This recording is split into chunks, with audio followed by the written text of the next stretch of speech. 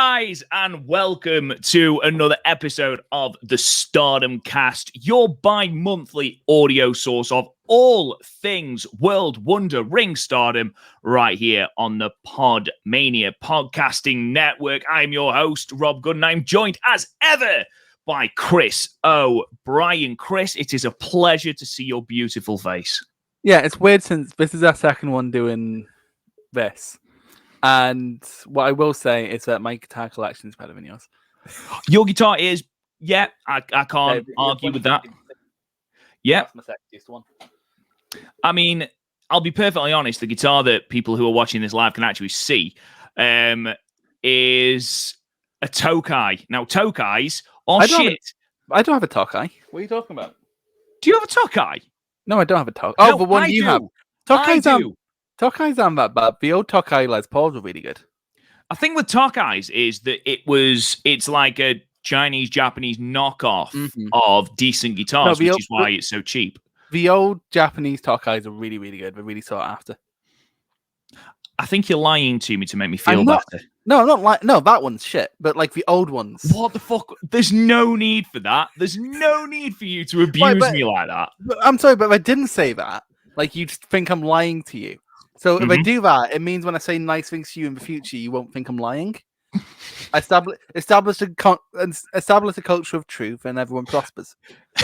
Establish a culture of truth. I mean, to be fair, mate, I don't think there's ever a time where I can accuse you of being sugarcoating the truth or lying on these podcasts. Is it like a PRS knockoff? I'm not entirely sure. The difficulty is that obviously I live in Stoke, which is a difficulty in itself. But and you're left-handed. I'm left-handed, exactly. And it's so difficult to find decent guitars that are left-handed because for so long I just bought right-handed guitars and restrung them myself. But it's difficult because the arm thing isn't right. The knobs and the volume and tone controls are all where my bloody arm is. And I'm a clumsy fuck anyway, so I'm knocking stuff off. You know, during gigs, I'm muting my own guitar. You know, all sorts of good stuff like that. You know what's really bad for that? It's my Jaguar. Jags are really bad for that. No, because they have that. They literally instead of having the switch go downwards to turn it off, to turn it on rather, they have it go upwards. So when you're strumming, you fucking hit the pick. You bring it up with you, yeah. Yeah, and the bridge is awful. Like, it goes out of. I've been meaning to get a Mustang bridge for ages, but the only decent one I can find is like 40 quid, and I'm always like, that's a bit much for a bridge. And I know I'll have to like intonate it, and I also need new tuners. I hate tuners. I hate those tuners, like because they're the old ones, so you have to like put them in and twist. Oh wow, yeah, I know what you mean. I know what you mean. And like. Old people love those tuners, and I think it's just because they were the tuners that they had when they first started playing guitar, and they were like teenagers and still getting laid. Like, I think that's the only reason they like it. Luscious locks. Thank you, Stretch7774 on Twitch. Yeah, he has got luscious locks. But yeah, I ended up. It's weird because my movie list, because we just have movie list updates now. That's just how this podcast starts. We don't actually like. I don't think it is. I think this is something that you've bought in. It was never formally agreed between the two of us. But also, like, if I brought this up in front of Gaff, he'll call me taste shit, and I don't think I can handle that. So, so what is the latest addition to the film list? Well, the latest addition, I counted it, but like my nephew was round, so I watched a Thomas the Tank Engine movie with him. Because that's all he likes. And you know what? Don't say it wasn't that bad. Don't say it wasn't that bad. I'm not saying it's good. I'm just saying it's not the worst thing on my list. It's only fifth from the bottom. Oh God. What's below Thomas the Tank Engine movie on your film list? Okay, so Suicide Squad's the worst thing I've watched all year. Not the new one, the old one. Right, okay. The one with Jared Leto's Joker. No, I'm very familiar. Then Twilight. Understandable. Dog shit film. Which I watched with my friend Anna on my birthday because she was like, you want to watch a movie? I'm like, for your birthday? I'm like, yeah, that sounds fun. And she was like, you can pick. I'm like, never say that to me. I'm sure you've told me this before. Why did you choose that? Because I thought I'd get drunk and had fun. And to be fair, I got drunk and had fun. It's a bad movie, but enjoyed with friends. Okay, what else is below? Pokemon Forever, worst Pokemon movie, easily. Okay, I mean, I don't think there's a good Pokemon movie. The sure. First one. And then War of the Planet of the Apes, which I just found really boring. Like it went on way too long. And there was some cool set design, and the monkeys are cool, I guess, but that's about it. To be fair, if you're watching a Planet of the Apes film and you don't think the monkeys is cool, I don't think it's the film for you.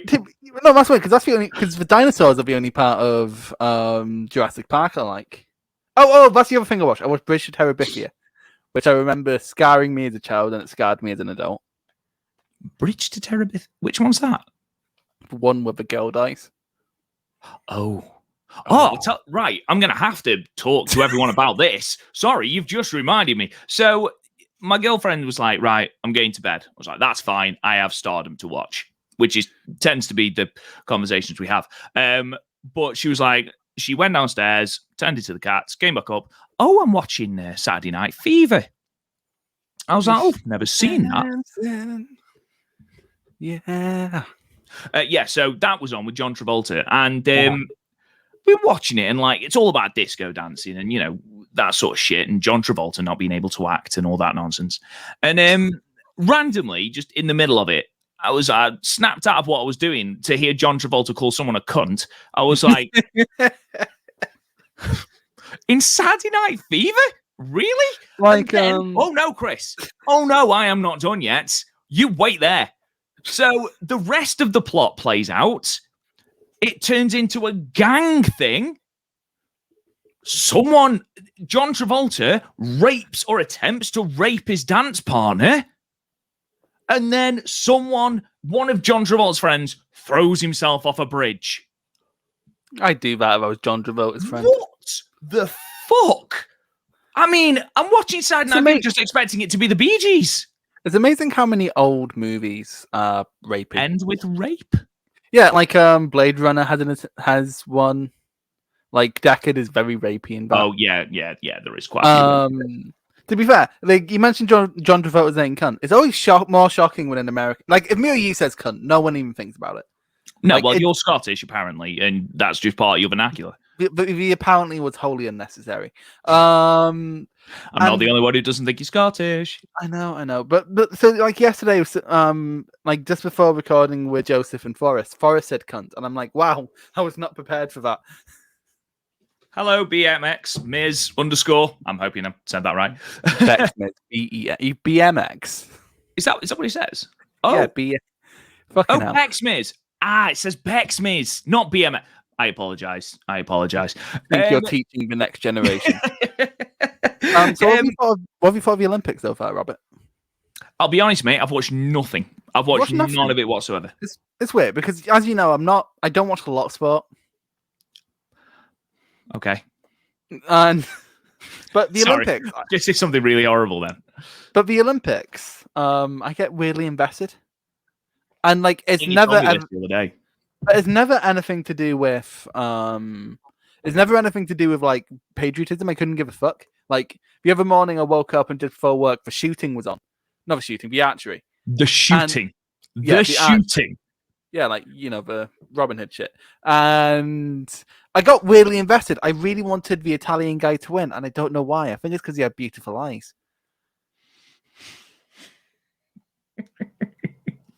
Yeah, sure. I mean, I definitely haven't been invested enough in the Olympics to note just how beautiful people's eyes are, but that's just me. Oh, because they do like extreme close-ups on the face, so like you can really see into the man's soul.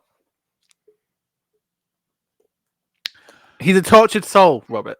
The Italian guy who didn't win the shooting? Yeah. Did he not win? No, he didn't win. Hi, Velkage! Oh, it's Velkage here, that motherfucker. Velkage is here. Velkage says, Italian fingers clinched. Yeah, so as you can see, ladies and gentlemen, if you are watching this, we're doing it live, so you can all interact with us. If you want to comment on Twitch, on Twitch, on YouTube, then feel free. Obviously, if you can't catch us live, then that is absolutely fine. The podcast audio will be up at 11 p.m. as usual, so please don't worry about that. Which you know you're listening. Say again? Which you know you're listening at 11 p.m. tonight. Well, yeah. I know that people were struggling with work and stuff, but it's nice to do these live. It's nice to see Chris's face. You're struggling with work. I'm not, but I'm barely fucking doing anything. Well, I must admit, Chris, like you've been at this job for how long now? It'll be a month now. Okay, and I think you have watched more wrestling in that month than when you were off. It's on in the background. I always just have wrestling on in the background. Okay. I don't understand. Are you not like? Do you ever go into an office or? No, it's work from home. And to be fair, I'm only part-time, so I still have like the hours where I would be wrestling are basically still there, and I can still have time to do other things. Because let's be honest, the people who watch wrestling and do nothing else are the worst kind of people. Yes, they are. Yeah. No, and they also have the worst takes on wrestling because they don't have any basis in any other form of like anything. I love the fact that you're just slagging these people off for no reason. Oh, and I'm not being okay. If you're listening to this and all you do is like watch wrestling, that's the only thing you do. That's the only thing you remotely care about. Try something else. Oh, okay, that's fine. That's fine. I did think that we were going to end up with like fucking hell. Watch a movie. Listen to some music. Hi, Pipio. Hi, Pipao. So yeah, obviously, this is going to go up at 11 p.m. tonight. Tonight we are just talking the first 2 nights of the 5-star Grand Prix. I know that day 3 has happened and day 4 has happened, and one match from day 3 is up on Stardom World, and one match from night 4 is up on Stardom World. Why did we do that? Mate, I'm going to get into that in a minute. I am going to get the fuck into that in a minute. So yeah, on night 3, I believe it's a Zoomy versus Suri, which I have seen. And it is a fantastic match, really, really, really enjoyable match, which, you know, you look at who's in it and you're like, of course it is. It's like that with most Stardom matches, though, to be fair. Yeah, that is a good point. And then I can't remember what match is up from now. I think it's Saya Kamatani and Tam, I think, is up from now. So it's going to be awful, is what you're telling me. It's going to be awful. No, stop it. Stop it now, Chris. One match does not a wrestler make, despite what you apparently think.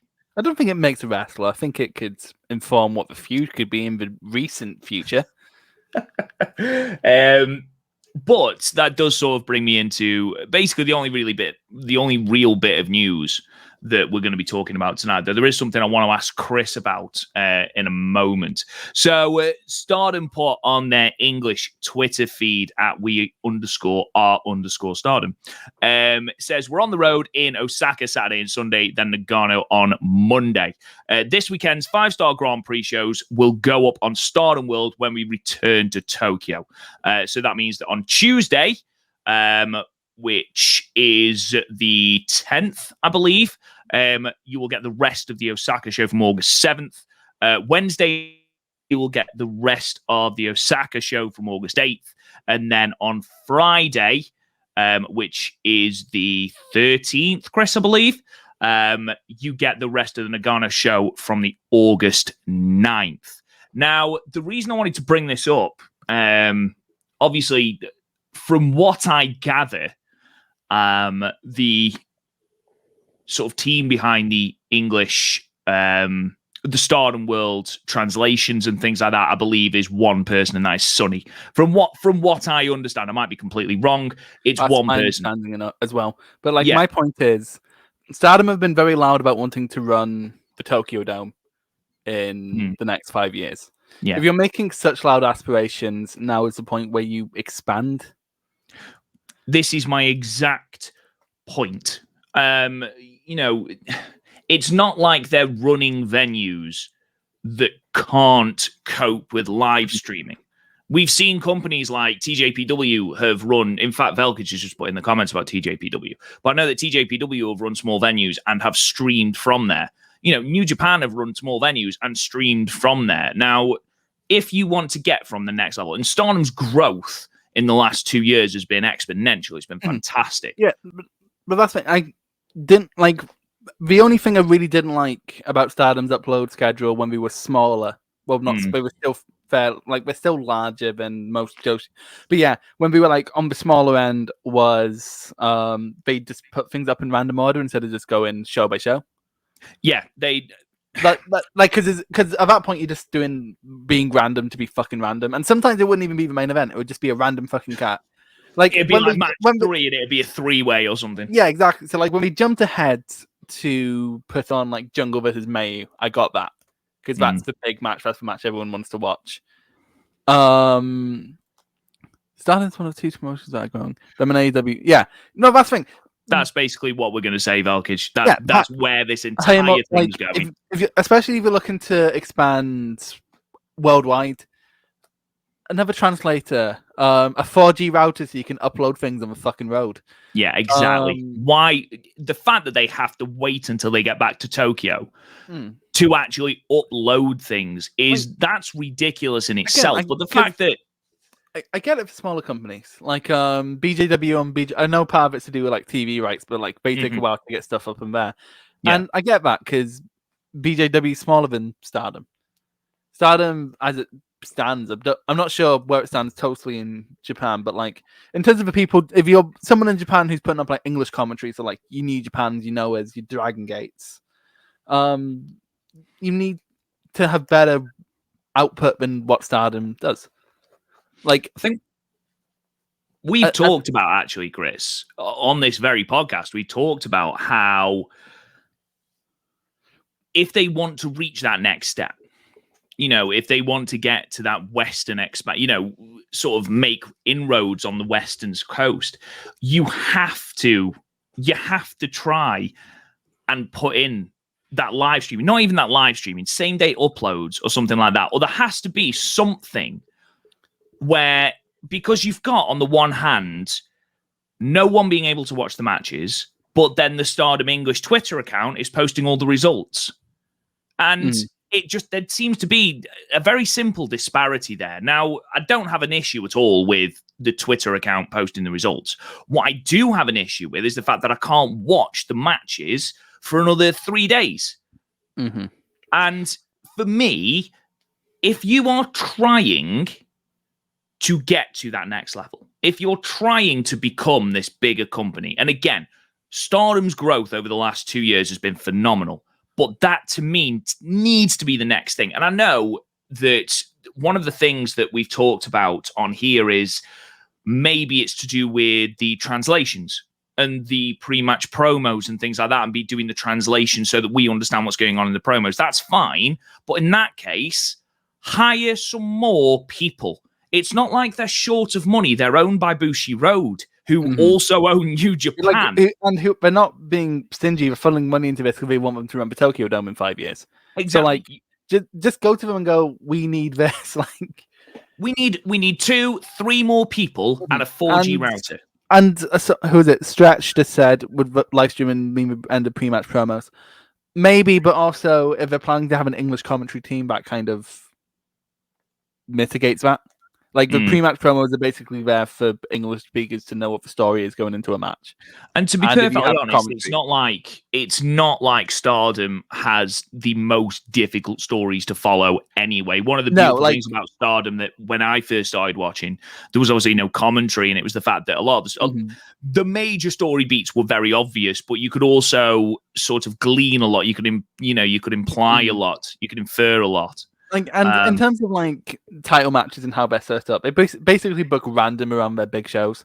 They go, this will draw, and put it on a show, and then they come up with a story afterwards.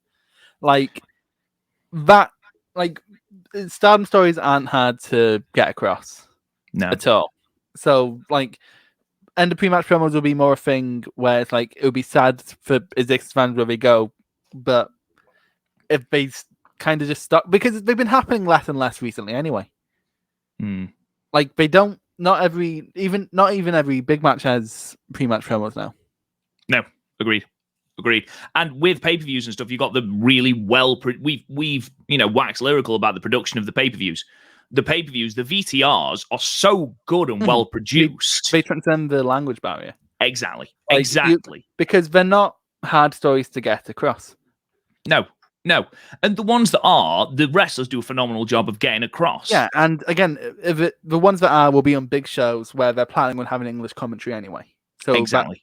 So we'll be able to get, because the English commentators we have Sonny, who's completely engrossed in the product, and you have Stuart Fulton, who does his fucking homework. Yeah, he really does. He really does.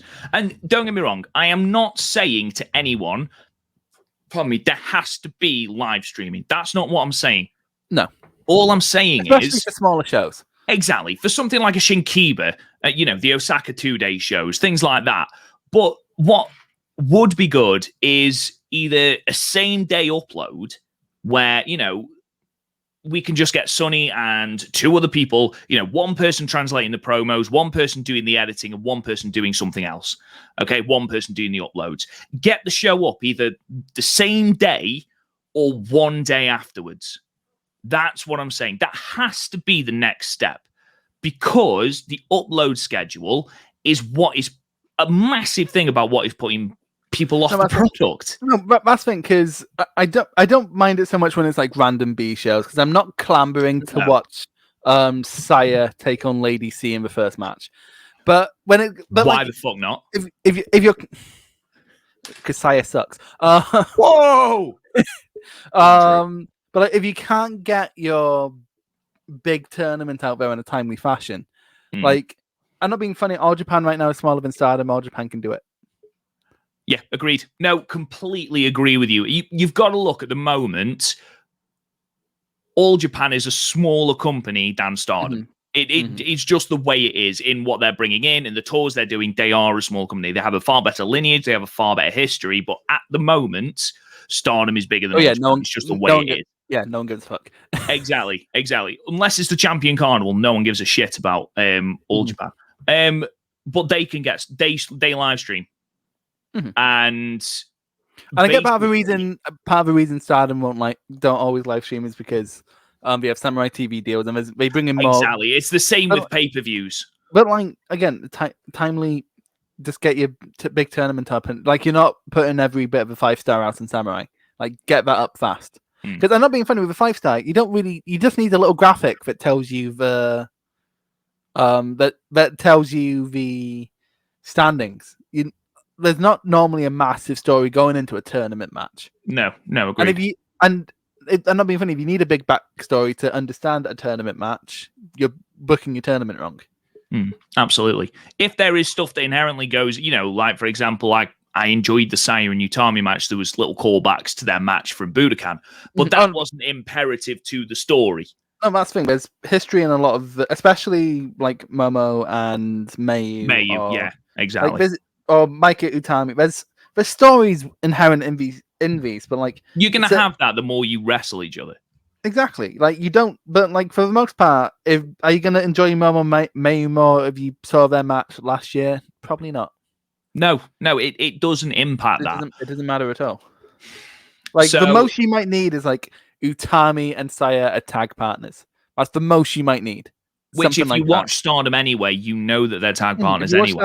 And if not, you're probably either gleaming it from Twitter, or you can in your little graphics package, you can have a note like what we used to do in SmackDown, or what we're doing right now in Ring of Honor, where we have the little. Yeah, because, and that's the thing. I'm not, like I said, I'm not saying that there has to be live streaming, but there is money there to put something in place when it comes to Stardom, whether that is the same day uploads or whether that is. Just a more streamlined. It cannot fall all on Sonny. That's not fair. Maybe do what you did with Budokan, where you just put up the raw footage straight away, and then do the individual matches, and you can go if you want the promos, you can go watch the individual matches after But if you want the show, it's there right now. There has to be something in terms of Samurai, because the New Japan shows they stream live. Yeah, and they're on when it's Samurai. You think about a lot of the G1 shows, especially the ones from Korakuen, they are from Samurai. And I don't know how this works, so it might not be possible. I don't know. But what I am saying is there obviously is something that can be worked out, or there is some sort of something that can happen where if it is owned by Samurai, if it is owned by a pay-per-view provider, something can be put in place where you can put it on World. So something has to be done, basically, for me anyway, as a consumer, especially during this time. You know, those first 2 days of the 5-star Grand Prix were phenomenal. In-ring action, that was phenomenal. And I want to bring something up, actually, Chris, that you told me in a minute. In terms of pure in-ring action, there's not been a better Stardom show this year. From top to bottom, there was no bad match. Especially night one. Oh, night one was phenomenal. Night one was absolutely amazing.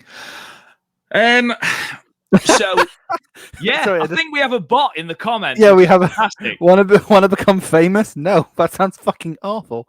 What, want to become famous? Yes, that's why we're doing a Stardom podcast. Yeah, we like a famously big promotion we're doing. Anyway, like I was saying, when you are getting invested in a tournament, when the first 2 days have been fucking phenomenal, and then you want to watch some of day 3, you know day 3 has happened. No, Pipao, not Mina versus the Clown. No, bad Pipao. But yeah, obviously, you want to watch night 3. You know it's happened, and then the fact that you have to wait until Tuesday for it to actually be able to watch it, that's infuriating. And when it's something, you know, if it was something to do with contracts or something like that, then I could completely understand. We just have to deal with it. But when it is something that can be so easily rectified as literally hire more fucking people, or that's infuriating. And I feel like to put a massive bow on this, you know, almost 25-minute conversation we've been having, I feel like that needs to be the next thing we put in place. That has to be something we do. Whether that is putting something in place so that Sonny can upload on the road, or whether it's a case of hiring more people. Something needs to happen so that we can go out and watch, especially during tournament time, especially during the Cinderella, the 5-star Grand Prix, the Tag League to a less extent, but even so. Yeah, no one cares about the Tag League. You say that, genuinely, the Tag League last year was good. I enjoyed the Tag League last year. There's a fair few decent tag matches in there. Though, I will say, the one problem with the Tag League was the way they set it out so that you only fought people in the opposite block, which means that whatever the final was, we'd already fucking seen it. Yeah, which, there's a point which where made like, no sense. There's a point where you're being different for the sake of being different. It's like I remember there was an old image that I used to see get put around like Facebook, and it was like a bunch of forks and like a bent spoon, and it's like just because you're different doesn't make you useful. It's the TNA syndrome, basically. Let's do a reverse battle royal. No, because that's fucking stupid. If I ever run a promotion, that's going to be my first match. If you ever run a promotion, that would be a sight to behold, my friend. That really would be a sight to behold. If Cinderella goes back to a one-night tournament, we need to have it live. Yeah, it needs to be live, and it needs to be one night. It's shit over several nights. Shit over several nights. It's bad. Let's move on then. So we've already touched on this, but we're going to be looking at the first 2 nights of the 5-star Grand Prix from the 31st of July and the 1st of August. And what me and Chris have pretty much alluded to is the fact that those 2 nights were absolutely outstanding. The in-ring quality was absolutely fantastic. And something I wanted to talk to you, just to remind Chris of, when we first started doing this podcast, we made the comparison between the 5-star and the G1 Climax. The G1. Yeah, well, like the whole point was it's more about booking than it is about match quality. And to be fair, that's why they put it up to 20 minutes. It's just we didn't have like this year's field is just better. Like we lost Jungle, but we gained a Takumi Iroha and Natsupoi. So like we've lost some good hands, we got some good ones, and also Death is back. So but also it's a case of they started, because also a main difference between this 5-star and the G1 is that before it wouldn't start in a big arena, it'd be like in Shinkiba, and maybe the biggest show being Korakuen, right? Yeah, agreed. Completely. Here it starts in Yokohama. So like you can't have a small scale tournament match in a big arena. No. It just doesn't work. No, I believe the 2018 and 2019 shows, they both started in Shinkiba. in front of 200 and something people and 400 and something people respectively. And then obviously I'm not even going to bother talking about 2020 because of COVID. But yeah, it's a huge step up from, a 400, maybe 500 capacity Shinkiba to like an actual arena, like to a 3,000 capacity Yokohama Budokan. So yeah, of course they had to up the fact that, and as well as the fact that it's not just going on to World, it's actually been streamed as a pay-per-view. They obviously had to, up the in-ring quality. But even so, the fact that out of 2 nights, there's 1 match I'd skip. And that's the match that we're going to talk about first. I'd skip the first 2 nights of night 1, to be honest. The first 2 matches? Well, the first 1.5. Yeah, no. Yeah, we're going to say the same thing. I can see that. Me and you watch these in different contexts, because I imagine you watch these on your own with a slight derision from your girlfriend. And correct. I ended up watching these with Velkic. So right, no, okay. Because he messaged me going, "Have you watched 5-Star yet?" I'm like, "No, I'm just gonna wait for a stream to come up." He's like, "Well, have I told you I had a stream?" I'm like, "Fuck yeah, dude." Right. So it was so we watched in different contexts because like yeah, I had Velkic. I know you haven't watched wrestling with Velkic, but he is a very excitable fellow. Okay, I can understand that, certainly. So like he'll be screaming, I'm like, "Yeah, fuck yeah, dude!" Like let's go. So like I was watching this at both a heightened sense. It was both a heightened sense of hype, but also anxiety.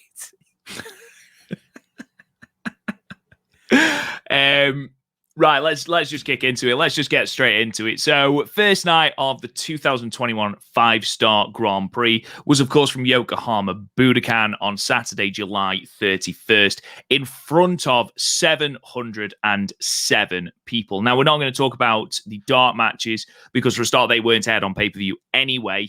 But they have been uploaded to World. So, just very quickly, the dark match on night 1 was Riwaka, Rina, Saki Kashima, and I can't think who the other one was, defeated Lady C, Hanan, Azumi, and again, can't remember who it was.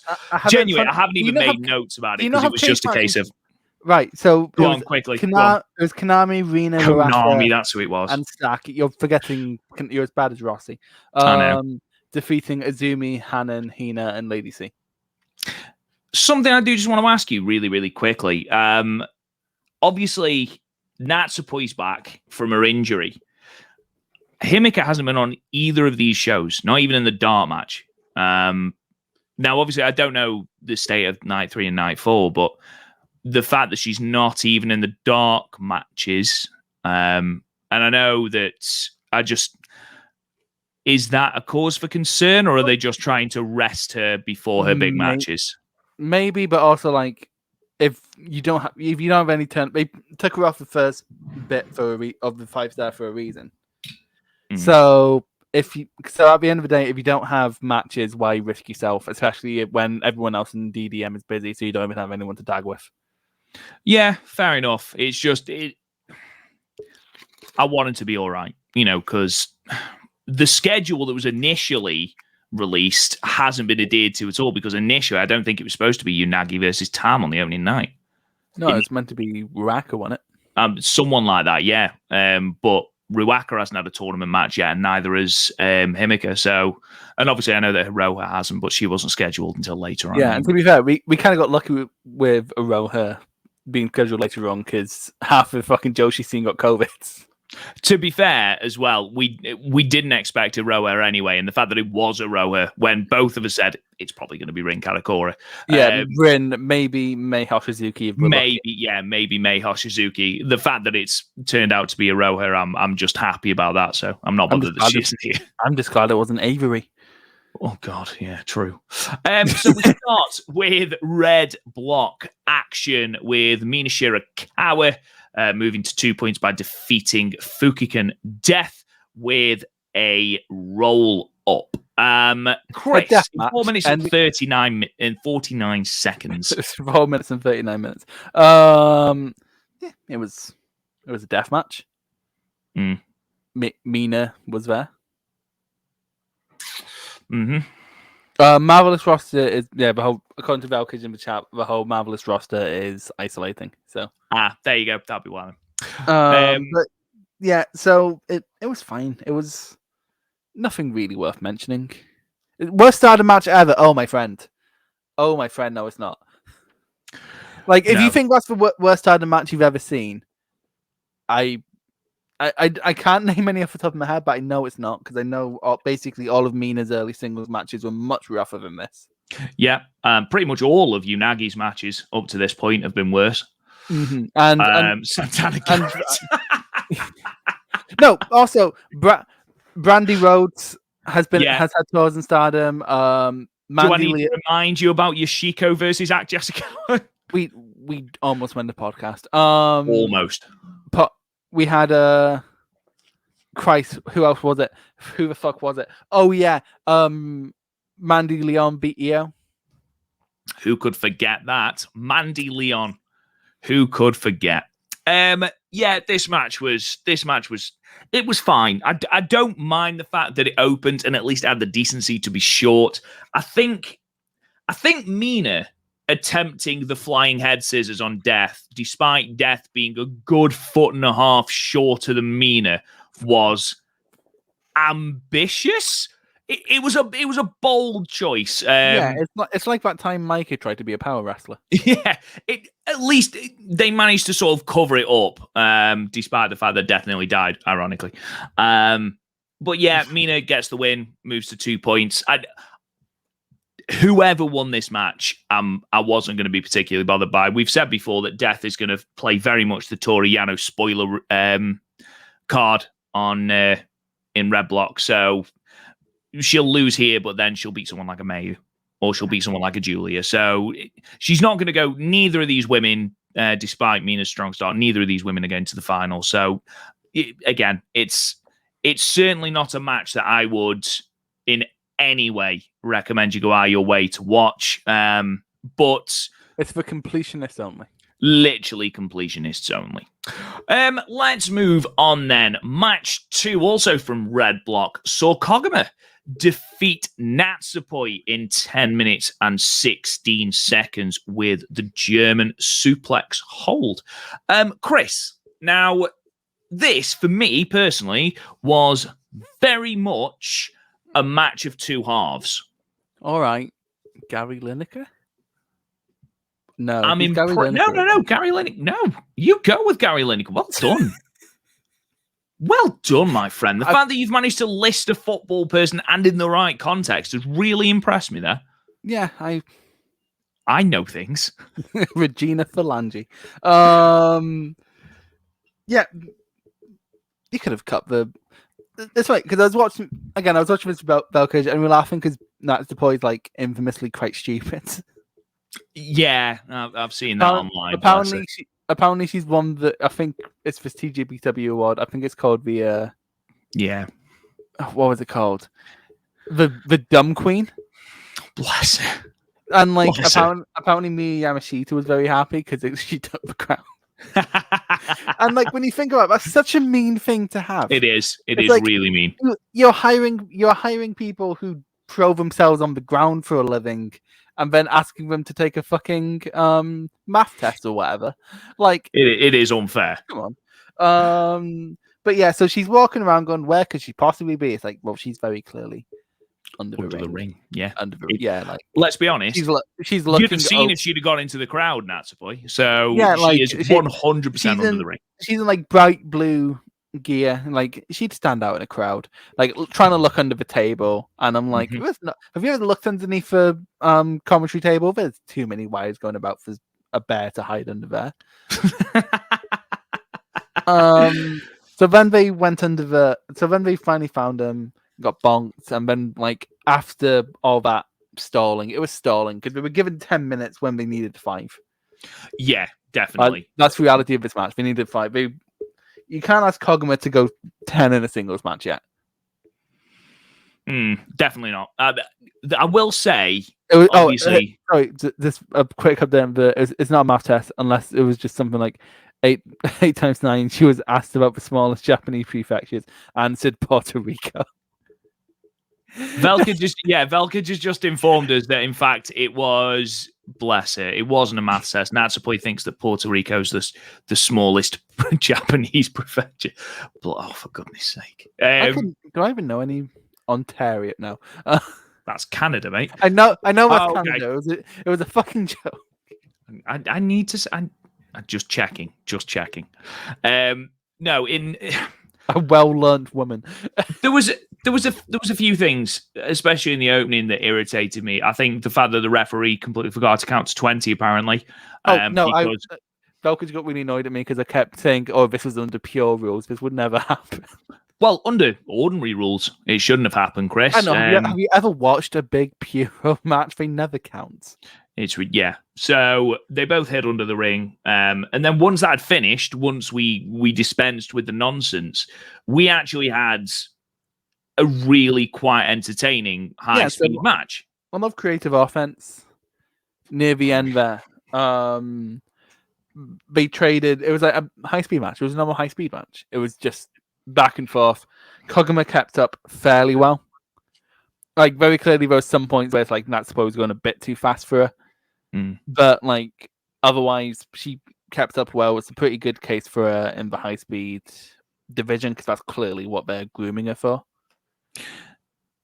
Do you think this is Koguma's best singles match? Has she had other? I can't. If she's had another singles match since she came back, I can't think of it. She had a match against Lady C. She had a really good one against Zoomy from Korakuen, July 25th. That was good. Yeah, that'll be just before the 5 stars. So I haven't seen that one yet. So. Fair enough. That's really good. I think this was probably her best one. I agree with you. I do think that she was. By the sounds of it would be her best performance, but not her best match because that ending, that start to wherever had to be cut. Yeah, it does give her the sort of inbuilt high speed belt challenge. I know that in the shows in the shows after night 4, I know that Starlight is challenging Natsupoi for the high speed belt again. So depending whether Poi still holds the belt, we could see Koguma as the next challenger. I think, quite honestly, Starlight has to win the high speed belt because this is her 8th attempt at the belt. And her second at Natsupoi. So surely, having turned heel, having done so well with this heel turn, she surely cannot then lose again to Natsupoi. And it's not like Natsupoi's had a short reign. She's held it since Budokan. So okay, but in like Japanese wrestling history, surely they won't hold off on the big payoff. The Naito thing, yeah, I get that. Yeah, well, it's not just the Naito thing. How long did it take for Kawada to beat Misawa? Yeah. How long? That Dragon Gate this past weekend, where people are really mad that KZ didn't beat Skywalker. Still, yeah. Yeah. Like it's just like going. Will this Japanese company hold off on the big payoff? Of course they fucking will. I think they've held off on it enough, Chris. Eight attempts she's had. This isn't the red belt. This is the high speed belt. Do you know who of all those attempts at? Because most of them would have been freeways, wouldn't they? I imagine so. I think she had a go at Yoniyama. Well, Death, Azumi, Natsupoi twice. I'm sure she's probably taken on Mayu when Mayu was high speed. Off the top of my head, I couldn't tell you who the 8 people she's gone against. But for me, Riho, of course. But she needs to win this belt. She needs to win this belt. Anyway, if she wins the bigger belt, that kind of because basically every belt is bigger than the high speed belt. So future, really? I said basically. Okay. Like I can't make for big sweeping statements when we have 500 million championships and only 2 of them matter. So though I must admit they are doing a far better job of getting the Artist of Stardom belts better. Well, yeah, because literally they just saw them. They just see the artist and goddess belt should be the easiest fucking things because you don't have formalized tag teams. You just have main eventers and RVs. Like, quite frankly, the fact we were fucking up the tag belt so much at the start of the year shows that they just don't care about the tag belts. Yeah. We never actually rated Mina versus Death. I gave it 2 stars. I mean, it was 4 minutes long and there was a botch. Yeah, so yeah. Kaguma versus Natsupoi, Chris, what would you give it? 2 3/4. I gave it 3. I think I'm probably being a little bit generous, but to be fair, I think the final stretch leading to the finish, I think that was very, very good. It shows how Koguma is starting to get rid of that ring rust. Yes, definitely, as you said, there were points where Natsupoi was quicker and noticeably so. But I think Koguma did enough in that match to show that, she is getting there. Her deadlifting Natsupoi into the German suplex was good. I think she brings like a little bit of power to the high speed division as well as being able to keep up with the high speed competitors. I think that's something that the high speed division needs, just something a little bit different. So I gave it 3. Ultimately, we're quibbling 1/4 of a star. I don't think it particularly. I wasn't quibbling. I was just going to let you have your rating. Oh, thank you. We move on then, and we move on to match 3, which was again from Red Block, which saw Julia going to 2 points, defeating Starlight Kid in 13 minutes and 47 seconds with the Northern Lights Bomb. Chris, what would you like to say about this? Fuck off, it's not Mark Andrews. What the fuck? Why are you utilising the comment section? You coward. What are you doing? I've called you Mark Andrews to your fucking face, bruv. You're a dick. What do you think of this match? So I was too distracted insulting you in the comment section. Well, maybe you should be a little bit more fucking professional. Professional? I'm not being paid for this shit. Julia Starlight. Julia versus... I've turned up with a bottle of wine. Anyway, but I'm drinking out of the bottle. Julia versus Starlight. This is very, very good. Starlight, it's weaker than their match in February because, while Starlight is about as good a heel as Julia is not as good a babyface. It was a weird dynamic, wasn't it, to see Starlight as the heel, like a complete flip reversal from the February match. Because I'm not being funny, Julia, they clearly want to make Julia into like an ace figure, and she's just not an ace. If you get me, like she doesn't have that instant "I am 100% behind you" that you need for an ace. Like the closest ace figure I can think about with her would be like an Okada, and that just comes off of their package to be very, very cool. Like both have like the big grand entrances, both have the music that sounds like hell's descending. But like as a sympathetic ace figure, which is what they were going for in this match, not so much. This match, like they were going for the leg, like Starlight was going for the legs for a lot of this match. But honestly, the match got much better when Julia started dropping Starlight on her head. Like as soon as that happened, it's like yes, it's like that's all I want. That's absolutely all I want from wrestling is people dropping people on their heads. Like that's all I need. The old Japan formula. I'm just watching it going, yes, I remember being a child. I mean, you look at this match and I loved it. I thought it was great. Obviously, it doesn't touch their match of the year contender at Korakuen. Yeah, but one at Korakuen is probably still my favorite starter match of the year next year. It was an outstanding match, outstanding. Yeah. But there was little subtle nods to that match which I really like. I know that Starlight will come out with the mask in her second match as well with Saki, but to come out with that match, when you think about what Julia did to Starlight, not only beat her but embarrassed her, cut the mask off her face, to then come to the ring with that mask, almost as though she's trying to remind Julia, this is what you fucking did to me. I thought that was really nice. That's what heel Starlight is. She's spiteful. Yeah, exactly. Even if she does come out to Julia's entrance theme, which she did here. Yeah, no, it wasn't the entrance theme. It was the entrance video. Oh, it was the entrance video. Oh yeah, I was watching this going, why is Julia versus Hannah like in Starlight's entrance video? By the way, searching the comments, Julia can still grow. She can grow, but also, oddly enough, again, me and Val could be talking about this. She's not one of these people who are going to be wrestling for long. She bumps too hard to be one of these people who are going to be wrestling for years and years. She bumps really hard on her neck as well, really hard. Yeah, and whereas Mayu seems to just be impervious to that. So like, because Julia can still get better. She has gotten exponentially better, significantly better. Like, we wrote her up on this podcast. I was complaining about her all through last year's 5-star. 100%. And now I actively look forward to seeing her. She has improved, and she will probably continue to improve until she breaks down. And like, that's just the sad reality of how Julia wrestles. Yeah, I was just going to say, what a sad thing to say, but ultimately, it's unfortunately true. I can't criticize it because I'm sitting here going, "Yeah, kill her," but but also, like, I'm not being funny. We've seen this kind of wrestler before. We've seen this kind of wrestler in recent history. Like, Arisa Hoshiki was that kind of thing where she killed herself for a year and then will never wrestle. Well, she's acting now, I guess, but or like Okada, where he killed himself for several years and now is broken down completely. Yeah, no, I get that. Yeah, and because like, you look at the wrestlers who kept going for a while, they changed their style up at some point.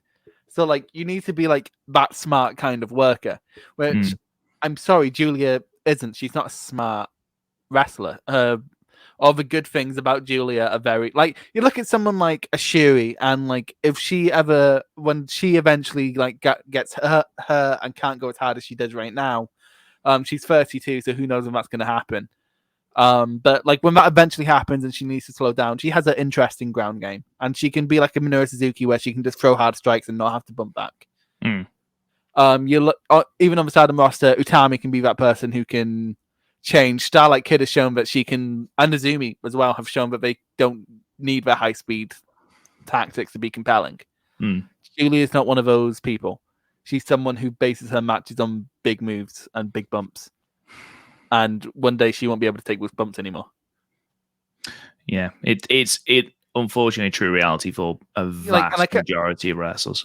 Yeah, and I can't criticize her for it because I watch and enjoy. Like, when people criticize wrestlers for, oh, you're bumping too hard, it's like, and they're pretending like they don't enjoy it. Like, it's just it's just a really sad reality. It's like how a lot of big musicians indulge in the lifestyle. It's like how a lot of big Hollywood actors burn out. It's like how a lot of Brit Reds are pedophiles. Like, it's just inevitable. Why have you had to bring that up? Do you know what? Okay. SWG2, Mayu's been taking big bumps for 10 plus years. Yeah, she has, but she has also been going since she was 17. Yeah, Mayu unfortunately, it's a harsh reality that the younger you are, the better you recover. But also, that doesn't mean it doesn't mean she's not hurting. No, absolutely not. She had to take time off because of a back. She has to take time off, and I'm not being. She has to take time off. She spent most of the year in tag matches. Like, she had, before the 5-star, she had basically one major. Even the match with Tam, she was going slower than usual. The only major Mayu of 2020 singles match we've had this year is the Yoshiko match, and that only went like 13 minutes, didn't it?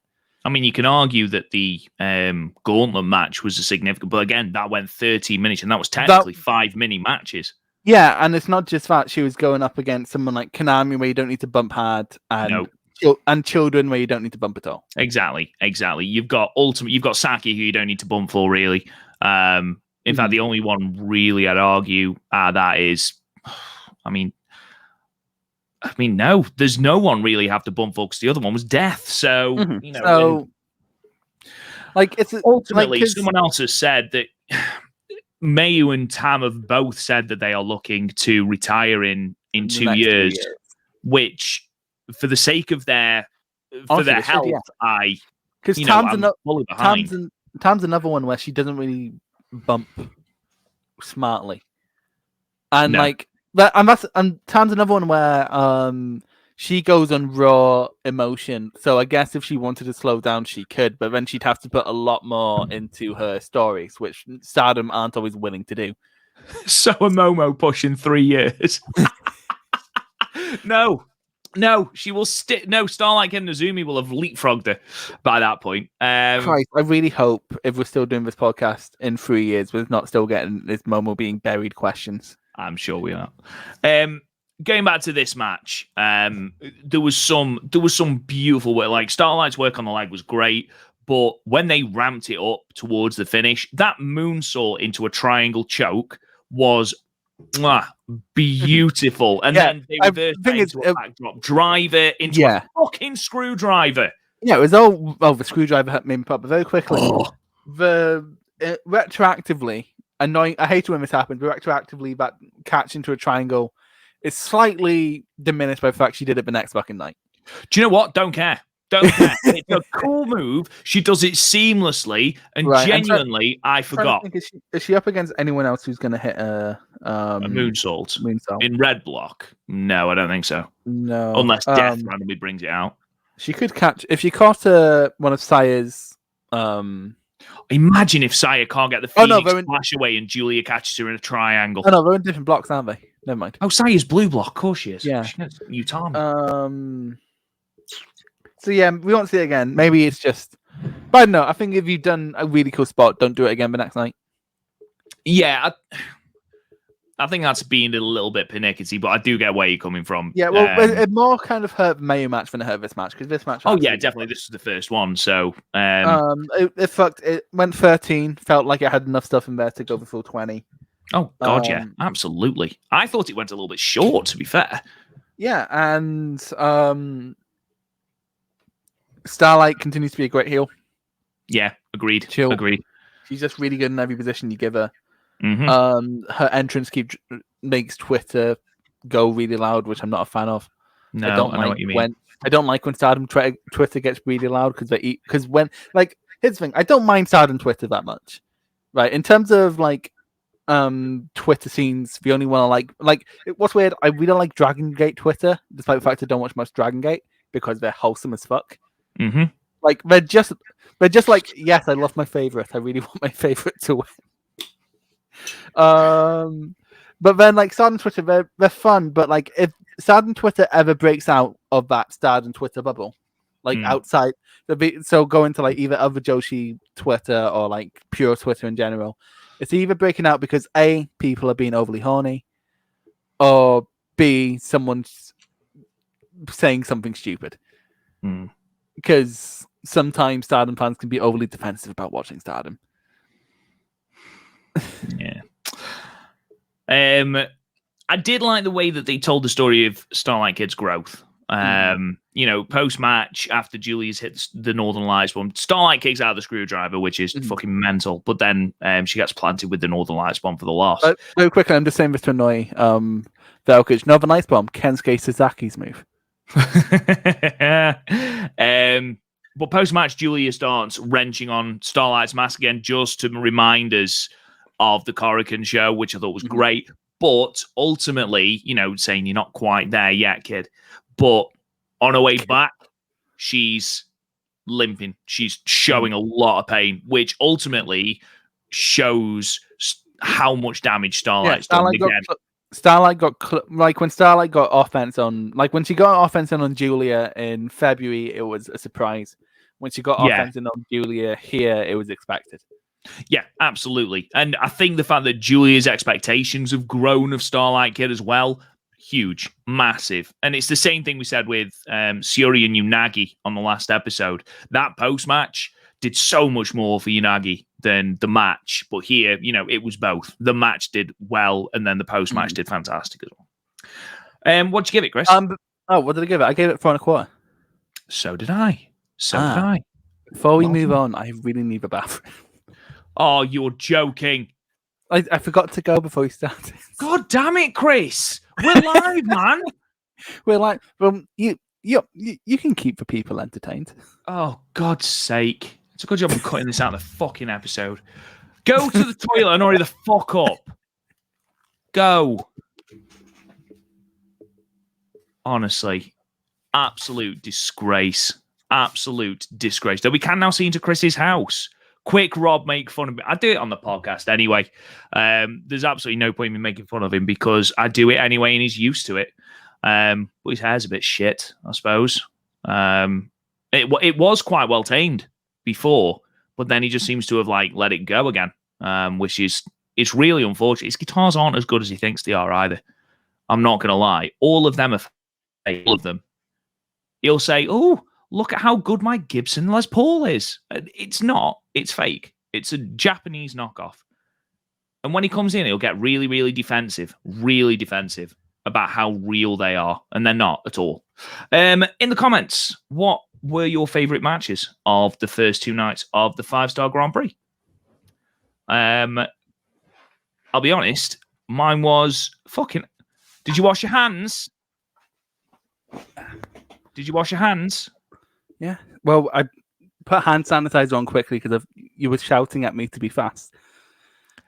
So, everyone, Chris doesn't wash his hands. You shouted at me. I was in a hurry. Wow. Nice poop. How long do you... If your poop's going out that fucking fast, mate, you need to go to your doctor. Right, let's move on to match 4 of night 1, which is our first match of Blue Block, with Unagi Sayaka defeating Tam Nakano in 30 minutes and 16 seconds with Taiji Data. Our first real shock of the 5-star, Chris. But, weirdly, I didn't hate it. It was a good match. Couple notes. First of all, Nagi strikes looked... like strikes. They connected. Exactly. It's all we wanted. Just a little bit of power. I don't ask a lot from my wrestlers. I ask that if you're going to throw a punch, it looks convincing. If you're going to throw an elbow, you don't need to do as much to make an elbow look good. You just need to sort of lay it in. Absolutely. I'm not being funny. The dumbest wrestlers can lay in an elbow. Tomohiro Ishii doesn't have a brain. He can lay in an elbow. True. Doesn't have a brain or a neck. And he's really mad about it. He is really mad about people who have necks. Genuinely, I enjoyed the fact that Unagi came out, tried instantly to sort of lure Tam into this false sense of security, and then was instantly overpowered. I love that. I really enjoyed the fact that Tam ultimately beat the piss out of Unagi again, and Unagi's offense came in during lapses of Tam's sort of in-game thinking. It really paid off ultimately. Yeah, because essentially Tam just didn't feel she had to prepare for Unagi.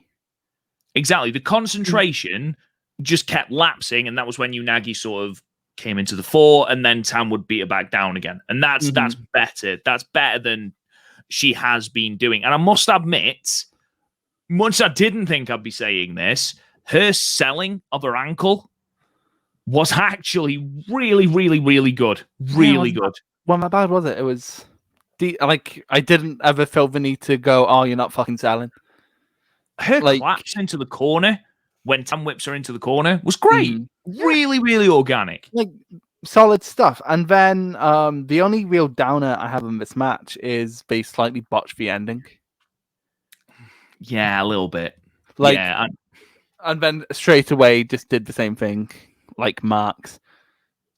Well, I thought because of the finish was Tam sort of goes into a Tiger Suplex, which sort of goes into a face buster, which originally I thought was a botch, but she then pulled it out against Konami on the second night. So it was far cleaner, but that, and then Tam picks Unagi up for the Twilight Dream, and Unagi reverses that into the Taiji Data for the win. I don't think it was botched. I just think it was really untidy. And, ultimately, Unagi is, she's the future of Stardom champion. She's a rookie, ultimately. It was just, it did look a little bit awkward, as Plug Pedro said on Twitch. It looked awkward, which is unfortunate because the idea was great. The idea was there, and that was great. And we've talked a lot about Unagi's offense, and where I shouldn't show a lot here because a lot of it was just Tam beating the shit out of her, and her selling was fantastic. I actually really enjoyed her offense against Zoomy on night 2. So there's significant she's improving. improvement She wasn't just upping her game because she knows Tam. She actually got better. And they played on that quite a lot as well, didn't they? Yeah. Which I enjoyed. There was some discourse on Twitter, and I can't remember who posted about it, saying about discourse on Twitter. No. Yeah, well, yeah, exactly. About how Unagi's taking Cosmic Angels off Tam. Now, for a start, that's nonsense. But the more I thought about it, the more I was like, it would be an interesting storyline for the fact that Tam, who just wants to be accepted by people, just wants to be accepted by her friends. You know, she was constantly shunted in Stars. She ended up turning her back on Stars to create her own faction so that she would be accepted by Mina and Unagi. For Unagi then to turn on her would be quite an interesting story. They won't do it. Yeah, I think that's quite an interesting point. I think if that's the storyline we're going for, they should play that over like a year, not like straight away. If this is the seeds for something like that, all for it. Also, Rob, do you like Sum 41? Love Sum 41. I've seen your comment, chose to ignore it. You're not fucking funny. You do look like you like Sum 41. I do like Sum 41, yeah. It's funny though, because I don't look like I like the music I like. You don't. You look like you have only ever listened to Slayer. Yeah, and like, if you wouldn't look at me and immediately think, ooh, 1975. I wouldn't look at you and think Carly Rae Jepsen. Right, look, Emotion is the best pop album of the last decade. Well, last decade, yeah. So, yeah, that's on YouTube forever. I've went on record and said that so many times. Like, can you name a better pop album last decade? I don't care. Honestly, don't care. Really, really, really don't care. Unless it's a guy with a green guitar singing about dicks, you just don't care. I'm a very simple man to please. Just the blowjob song on the beat. Yeah, exactly. You would be forgiven for thinking this match is a Tam carry job, and it really isn't. It really isn't. Like, Unagi actually does really well. Yeah, Unagi played her role exactly how she had to play her role here. So, it's like, I can't. If you want to see a carry job, go watch Tatsumi Fujinami versus Sid from 1989. That's a carry job. Actually, go watch any Sid match with a good worker. That's a carry Michaels. job. Yeah, go watch Survivor Series 96. Yeah, or like Gresham versus that Starboy guy from GCW. That's a carry job. Like, I don't remember his name. Starboy Charlie. It's not Starboy Charlie. Star something. Is he called Charlie? I don't remember. Is he even called Starboy? I hope so. Jesus Christ. I do like the fact that Unagi is attempting. It is Starboy Charlie. Things. It is Starboy Charlie. I do like the fact that Unagi is trying different things. I do like the fact that we're not just going to the 5 moves of Doom that Unagi has, and that's it. The fact that she can you really call them 5 moves of Doom though? The 5 moves of tepidness. The 5 moves of mild irritants. 5 moves of beige that Unagi has. Running through a repertoire of 5 moves, but the fact that she is looking to update them is it bodes well. And again, she brought out quite a lot of different moves against Zoomy. So I'm very much looking forward to her tournament. 3 3/4, Chris. What did you give it? I give it 3 3/4. If it wasn't for that last ending, we'd like tip the scales into great. To be honest, it was a really good match. It was easily United's best singles match. It's one of those matches you would not get as much out of if you haven't been watching Stardom. Correct. Like quite frank, like it's weird because like sometimes like there's a lot. Honestly, most of Stardom's matches of the year are like that though.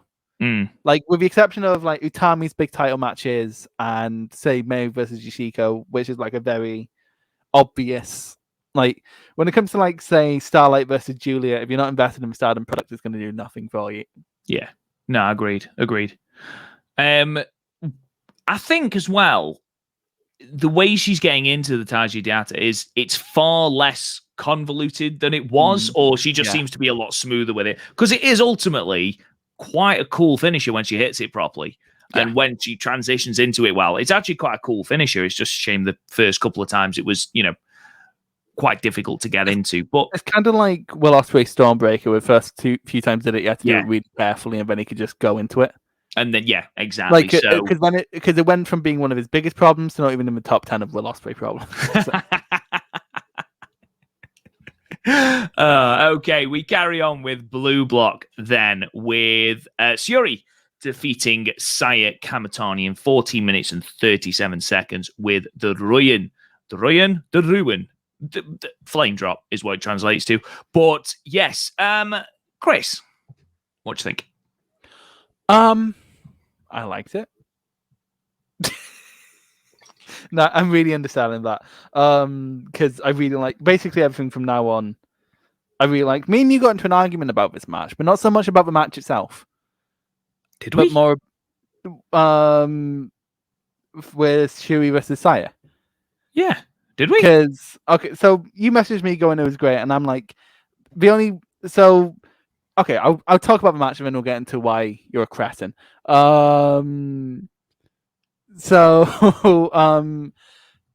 Saya threw some decent strikes in this match. Mm-hmm. Only when Suri started shooting on her.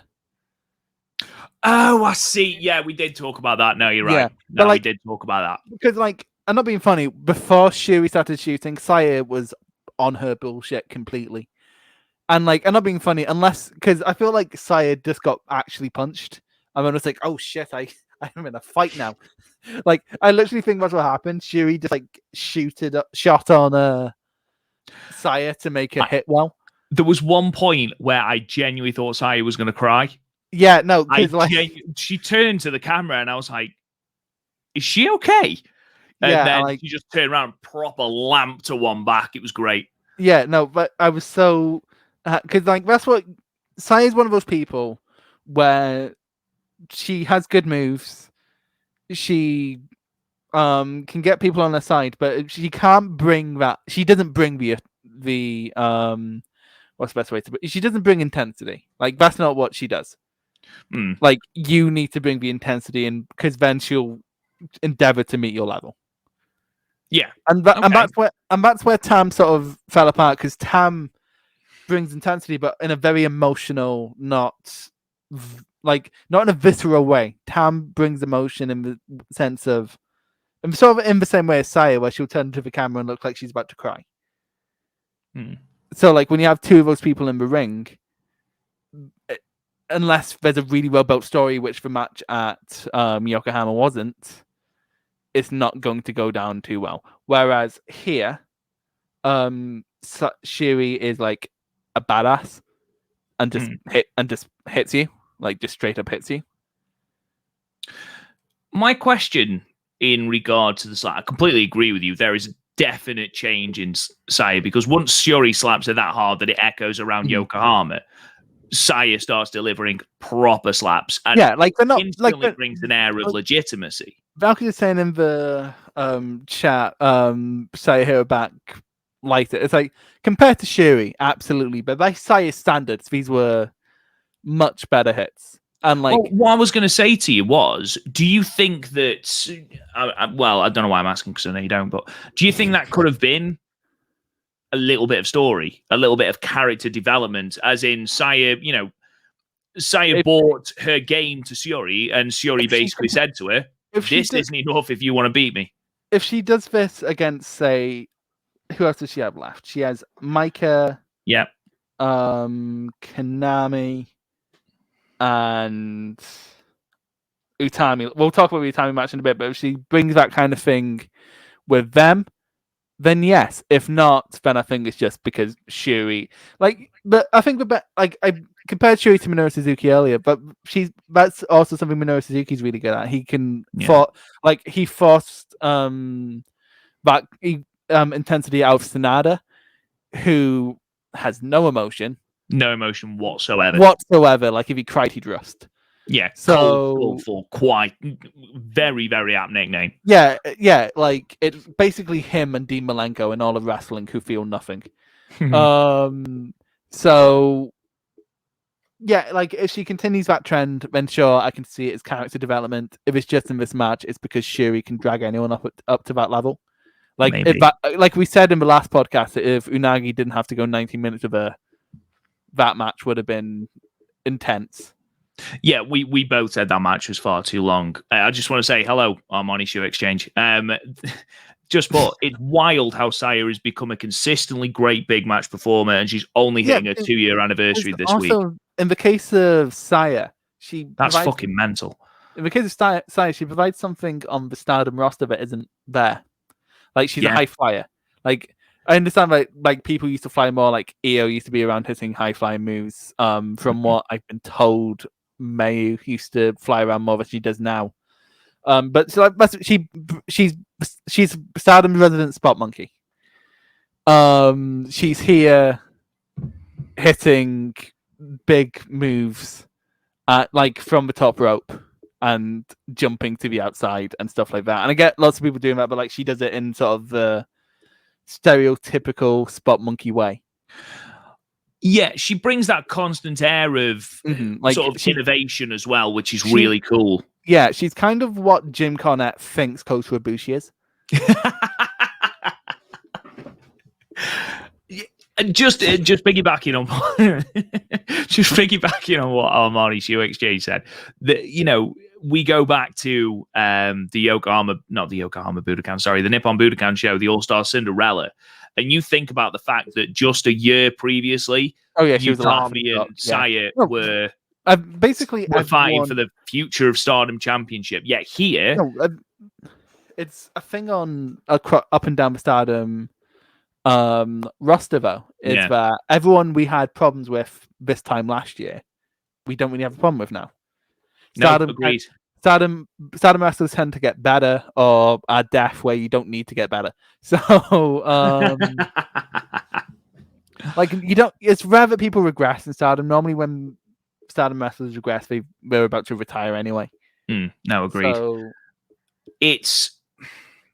I do like the fact that she hasn't been able to hit the Phoenix Splash in either of the matches that she's had. I really hope they continue that throughout the 5-star. And I hope they find ways of getting out of that without her perpetually just eating shit. Well, the two ways she's got out of it against Suri and then against Utami have been very different. And I thought it was a really good character point against Utami because don't forget she missed it at Budokan as well. So, you've got that, again, I think I brought this up in our review of that show. You've got, to a far lesser extent, but you've got the Naito thing with the Stardust Press. You've got, if this becomes a thing where... But like, also, this isn't just in like one very specific case. It's like she never hits this fucking thing. It's more like... She's hit it 3 times, I think. She's hit it a few times. She's missed it more than she's hit it, though. Yeah, 100%. What we've never seen since at Wrestle Kingdom. It's more like a... It's more like Ric Flair on the top rope than it is. It's going to go badly. Yeah, like it's going to go badly, or if you're against Ricky Steamboat, it might go well. Ultimately, Shuri defeats Saya. Towards the end, I quite like the fact that with an emerald flosion. I don't know how to pronounce it. It's called Ryan or Ryan. It's R-Y-U-N. Look, I'm sorry, I'm never not going to call it an emerald flosion. That's fine. We can call it an emerald flosion if you want. That's absolutely fine. You can call it whatever the fuck you want. I'm just never not going to call it an emerald flosion. It's like if someone hit a burning hammer and went, "Oh, it's for lighter fluid." I'm like, no, it's for burning. Fucking terrible move name. The lighter fluid. I put myself on the spot there. You really did. I do like the neck destroyer. Always an emerald flosion. Yeah, no, that's for fuck's sake. It's going to be called an emerald flosion now. No, but like to be fair, it helps because I can't say whatever the fuck it's called. So also, that helps.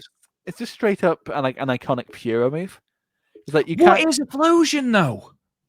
From what I understand, it's like Emerald Fusion, and it's just been translated. It's just not been translated well. From what I understand, I might be wrong. People in the comments will tell us.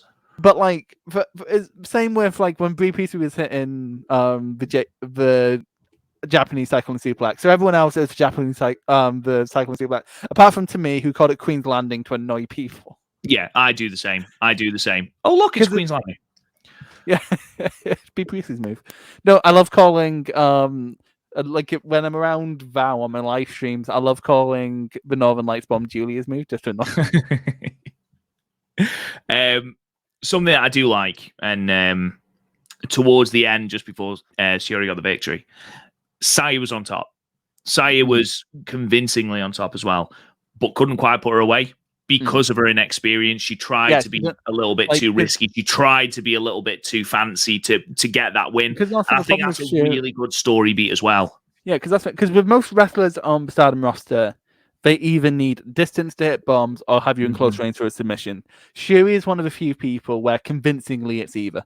Like Suri, until the Emerald Floating came along, didn't have a set finish really. She kind of just finished matches however she pleased. Yeah, definitely. So like when Suri goes, there's not really a comfortable position for Saya to go. Who like Saya objectively needs that distance. She is not a mat wrestler. Like at all. Like if you ever see her go for like mat wrestling, it's fucking awful. Like she sort of goes to be a kind of school of mat wrestling where she just reaches for the nearest limb. Reaches for a limb, that'll do. But yeah, honestly, I love this match. I love the post match as well. Again, Suri is queen of the post match. Proper, attempts to show respect to her, and Saya just slaps her in the face, and it was a hard slap as well, which is good.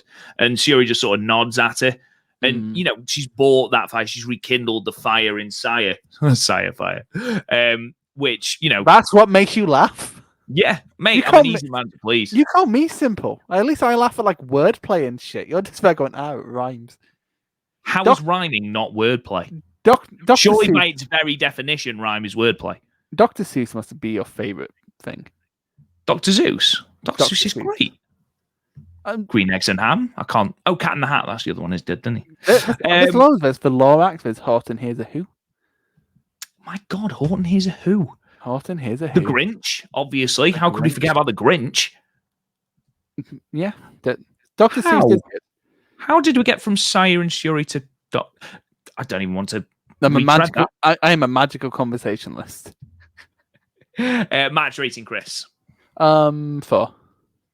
I give it 4.25. I think I liked it a little bit more than you. Yeah, because I'm not being funny for the first 50 minutes. I want to say for the first 3 or 4 minutes, Saya was up in her bullshit in the sense that she can't throw a strike unless someone's hitting her. So fair enough. That's a good third of this match at that point. So let's move on then. Further Red Star Block action with Momo Watanabe defeating Mayu Iwatani with the Peach Sunrise Bomb. In 37 seconds. There have been, I've seen 3 different names. Officially, Momo, who seems to be going into this tournament with a whole no level bullshit. And just to illustrate my point, she was interviewed backstage about a new move and was asked if it had a name. And to which she responded that she's been too busy in the tournament and to bother thinking of a name. That is great. I love the fact that you are just focused on the tournament. I really want in kayfabe for it to be she just did it in the moment. She was just like, I could go for a Peach Sunrise here, but I'm gonna drop her in her head. I'm gonna drop her with a driver instead. I mean, fuck, we might as well cut straight to that move then. Because it was kind of like, have you ever seen Shane Strickland's, who's he called in WWE's Isaiah Scott? Isaiah Scott, yeah, or Scott, Killshot if you watch Lucha Underground. Or Killshot, yeah. Yeah, it's like their JML driver, but with less care about where someone lands. It's like I saw someone call it a made in Japan kind of move, but she doesn't sit out. She goes to her knees. It was a variation, I think, of the made in, or at least it looked like a variation of the made in Japan. Very similar to Nakuri Doi. Nakuri, I don't know how to say it. Very similar to Doi. Muscular bomb from Naruki Doi and Dragon Gate. Apparently, according to Armani Shoe Exchange. So I'm not massively well versed in Naruki Doi, so I couldn't tell you. But is that like Cowboy from the Cowboy from Auntie Donna's Big Ol' House of Fun? I haven't a clue. That reference has gone completely over my head, mate. Yeah, that's Momo is a big Dragon Gate fan. That actually might make sense then. In that case, if she was that might make sense. If she's a big Dragon Gate fan, that explains why she never gets a win. Why? Why does it? Because people like her, so of course she's not going to get. I'm making a KZ joke again. Oh, are you? Oh, okay. I'm trying to make a Dragon Gate joke as someone who only watches the big Dragon Gate shows. Yeah, I was just gonna say, like, love KZ. Boo, boo. Wow, I think you're not exactly getting yourself over here, buddy. Yeah, no. To be fair, this is where I unwind. I have to get myself over on YouTube. I say that I didn't end up doing that with my last. I don't think I endeared myself to Stardom fans in my last video. No, well, that's partly because you're a bell end. I'm not bell. Wow, it's Momo time. Love it. Genuinely though, to go calling me a bell end. This match was outstanding. I mean, aside from the fact that, as Plug Pedro said, the move fucked. Aside from that, this match was fantastic. This match was excellent. The one that it was a slightly slow start. A slightly slow start. Yeah. Do you think... I've noticed this. Do you think that's more because Mayu... it's a rematch from probably one of my... Well, not probably. One of my favourite matches of 2020 from the 9th anniversary show. She beat her there. Do you think it's a case of Mayu being complacent Mayu, which is a character trait, a well-versed character trait of Mayu, that if she's beaten someone, she becomes complacent dickhead Mayu? There was moments in this match where she was actively being complacent and dismissive of Momo. I think that's a valid interpretation of what happened. I think part of it might be because they wanted to go 14 and we went 7. They almost went 18. I think part of it was we didn't have enough plan to hit the time. And to be fair, that's fine. Like, they don't decide how much time they get. So no, agreed. I did think it was an interesting disparity between the ring entrances in Momo storming to the ring, like proper storming. No bullshit. She literally stormed to the ring. She was in the ring. That's it. Mayu took that long getting to the ring because she was high-fiving fans. She was, doing all this. She didn't come out for ages either, whether she got lost, which is typically Mayu.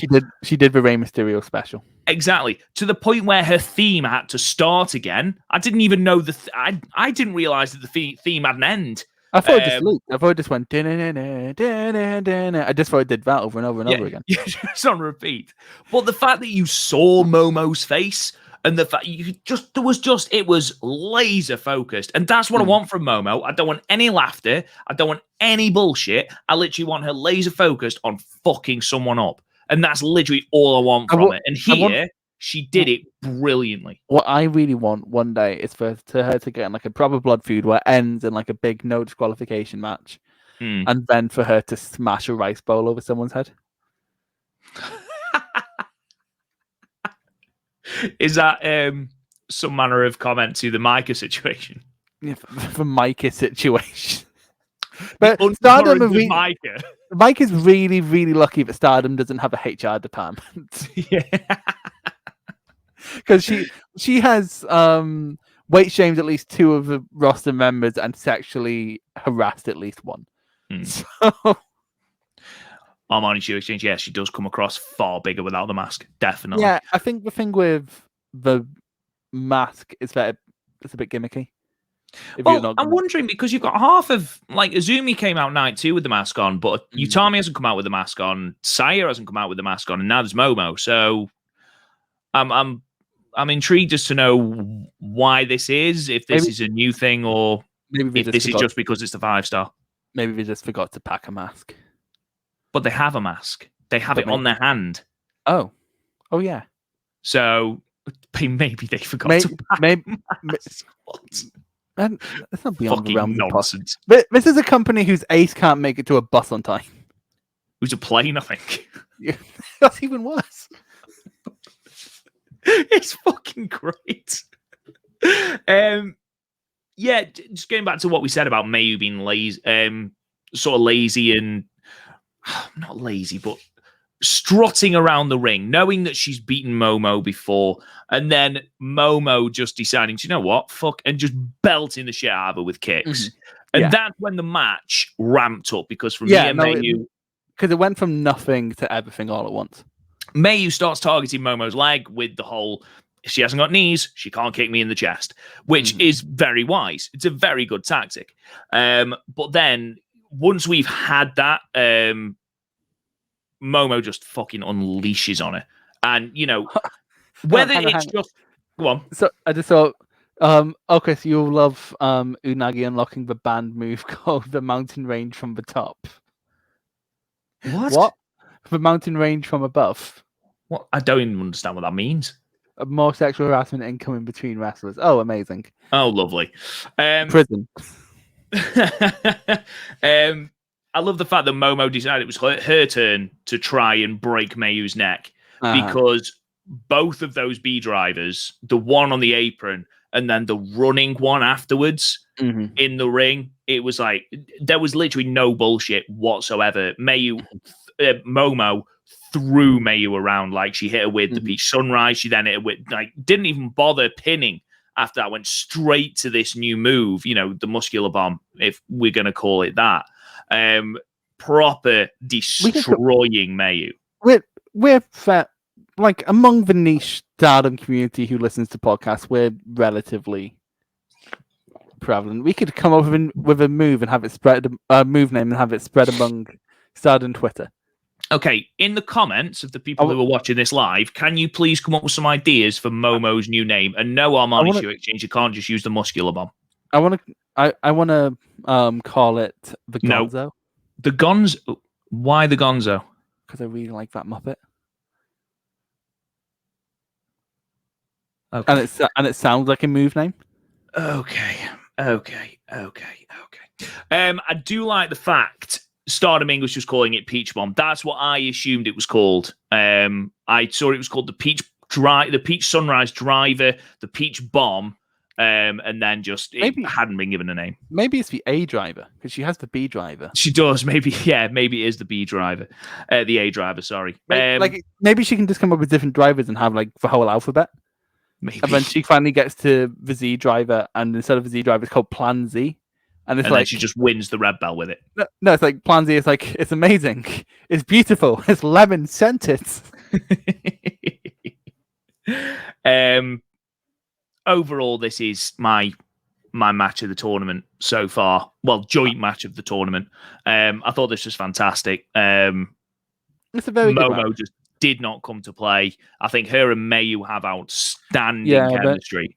My main problem is the slow start, which I mentioned at the start of the review. That's perfectly reasonable. Me personally didn't bother me at all because, like I said, it fit the narrative of Mayu just not taking Momo seriously. And again, she has that record of doing that against opponents, not taking them seriously, starting slow, then realizing that she did it against Iroha in the second match at Corrigan, where she knew she'd beaten her once, didn't take it seriously, and then got the absolute fucking bejesus beaten out of her. So it's something that she does. And I think with someone who is, as we said before, so laser focused, especially in this tournament, I think doing that against Momo, it worked really well. It didn't affect the dynamics for me. In fact, it enhanced them. So I gave it 4.5, Chris. I gave it 4.25. Fair enough. Let's move on then to my next joint favorite. In fact, this is my favorite. Yeah, we'll discuss it. So I like how you go when he said it's your joint favorite. Like me saying it's my favorite match of the tournament is like this big revelation.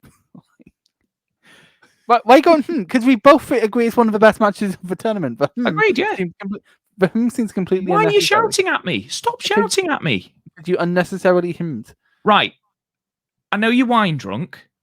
I'm not wine drunk. It's only half a bottle, you fucking pussy. Stop. Honestly. 5-star Grand Prix blue block match with Micah defeating Utami Hayashida with the Michinoku Driver 2 in 19 minutes and 26 seconds. Fucking hell, what a Michinoku Driver. Jesus Christ. Taka wishes. Honest. Oh, do you know what?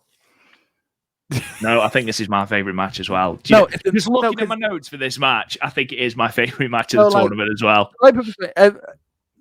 This kind of have so we didn't have the slow start problem of Mayu, and because they went right into grappling, but like it was actual like grappling. We were actually like jostling for position. This isn't like when Saya tries to grapple. It's like they're actually two fairly compelling grapplers.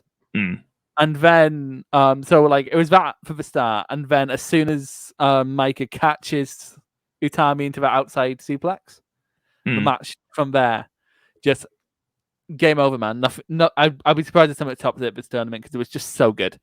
Because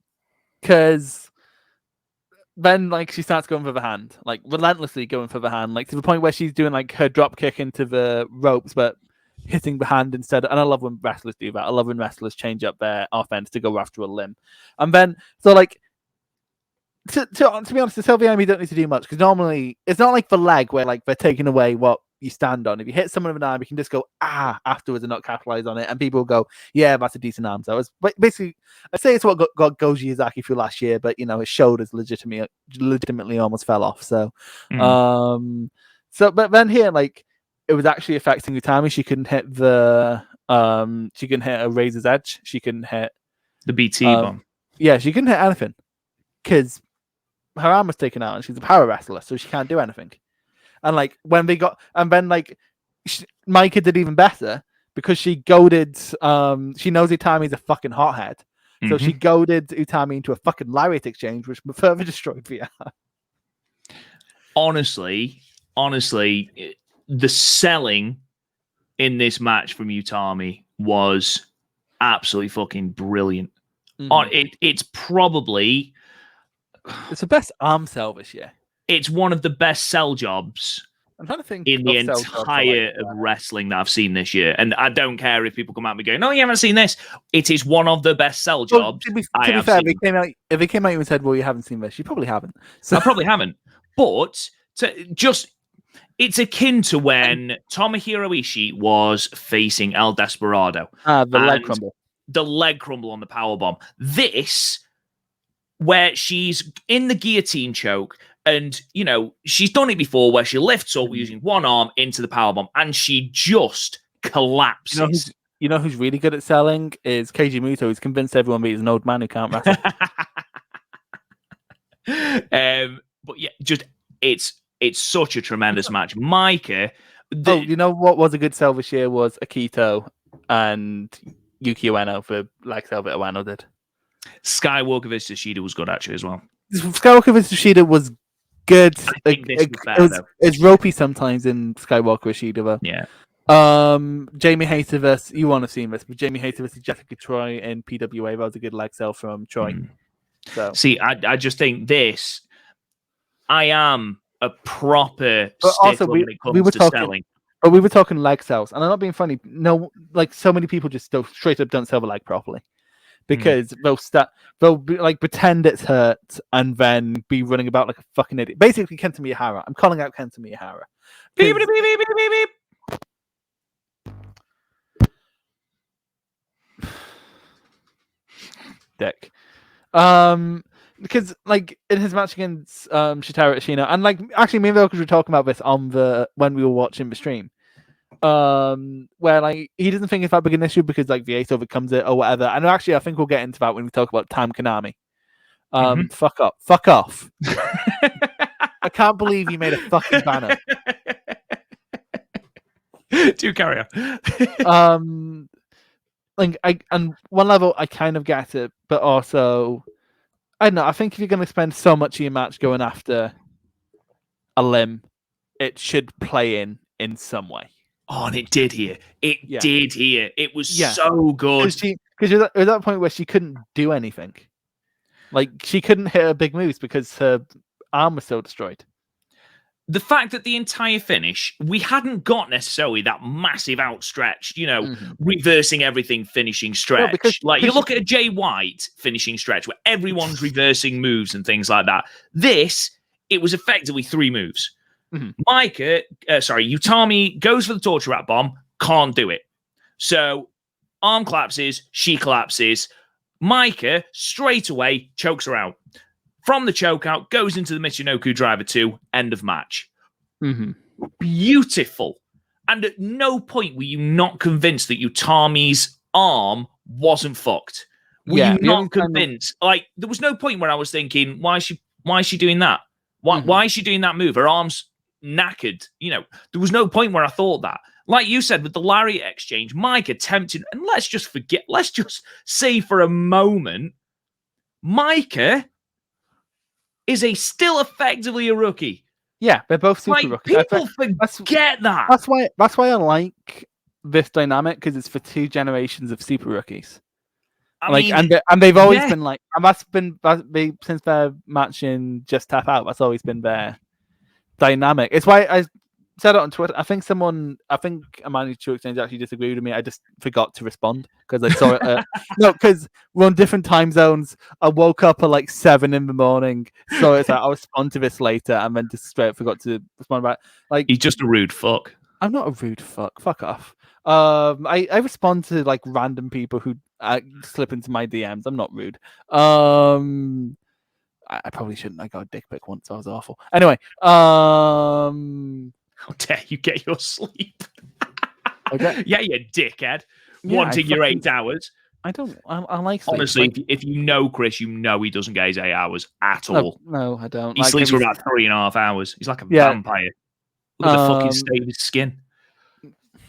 I'm talking about complexion as in pasty, because you are Scottish. Because there's no sun in Scotland. I'm not being funny. There's no way you could have explained that, which makes me less mad at you. Just going after my fucking physical appearance. Fuck you. I think you're looking Mark Andrews. He's a handsome man. He is a handsome man. He is a handsome man, and he plays bass. It's like if he has a big penis. Do you know what's hilarious? And you know, I sent you and Garth that pic. Sorry, I don't know why we're not talking about Stardom anymore, but give us a minute. Junior are playing obviously near us, literally down the road. No, I know. I'm not going either. Fucking hell. But I showed my girlfriend the picture that I sent to you and Garth, and said, I can't remember if I said you or Garth, says I look like him. And my girlfriend looked at me and went, actually, yeah, you do. I was like, sake. I mean, I do. It's quite scary how much I look like Mark Andrews in that photo. Your girlfriend's weird, because I've never directly interacted with her, but she's insulted me twice. Well, like your girlfriend. Oh yeah, yes, yes. Like once I just messaged because Rob and Garth are 2 completely like old grumpy fucks, and so I messaged the chat going, I'm really liking the new 1975 album. Why? Because I really liked it, and Garth, you haven't listened to it. No, but then like as soon as I said that, for some reason your girlfriend found out and sent you a meme about the 1975, and it was something like the 1975 what was it? It was like they just write songs about how hard it is to be 23. And to be fair, so did Blink-182. That's literally verbalized text in their song. I will just say now, Blink-182 are better than 1975. No, they're not. They're absolutely not.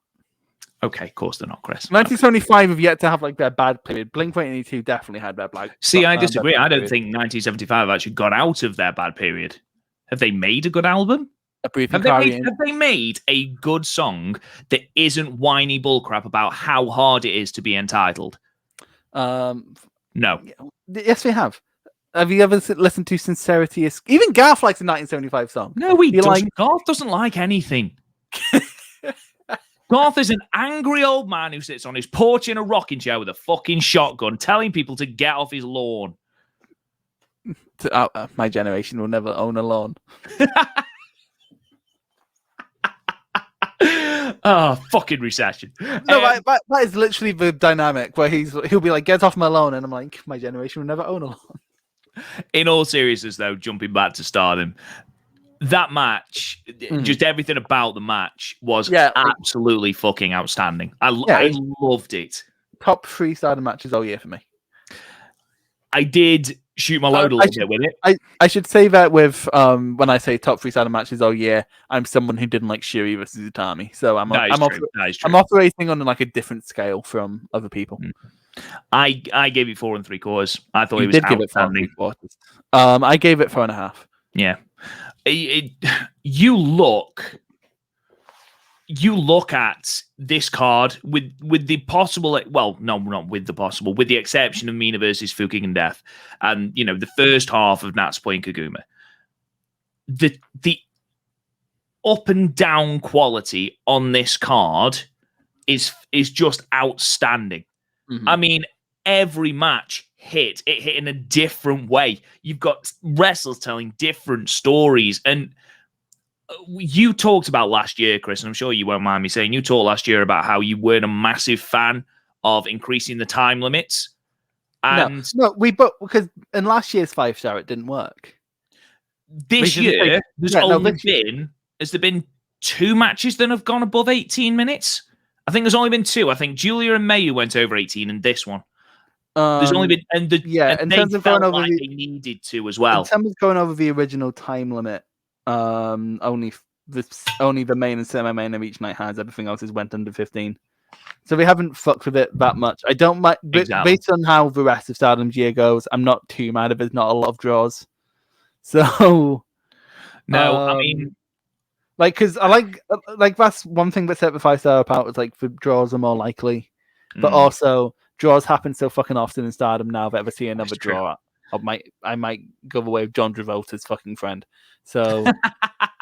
Ooh, a Saturday Night Fever reference. I love it. like you weren't just ranting about it at the start of this. It's a weird film. It's not the film you expect. Fucking raping, Jesus. There's a lot of films where like that's not what I expected it to be. Pokemon the movie. Oh fucking hell! Yeah, that wrecked me as a kid. Star Wars the Last Jedi, and people have been bitching about it for 5 years now. That is true. That is true. Those people are just bitches. Overall, Chris, yeah, and you sent me a message after you'd finished watching this show, and you made a very bold statement. In my eyes, anyway. I'm sure you are still behind it, and to be honest, I'm sure there'll be people that agree with you. What was that statement? Well, my statement was, in terms of pure match quality, it's the best show of the year. Now, that's not to say it's like purely the best show of the year. No. Because the best show of the year is like contextual. Like, for example, I'm massive into Ring of Honor. Best in the World sits above this. And then like the Hannah Matinee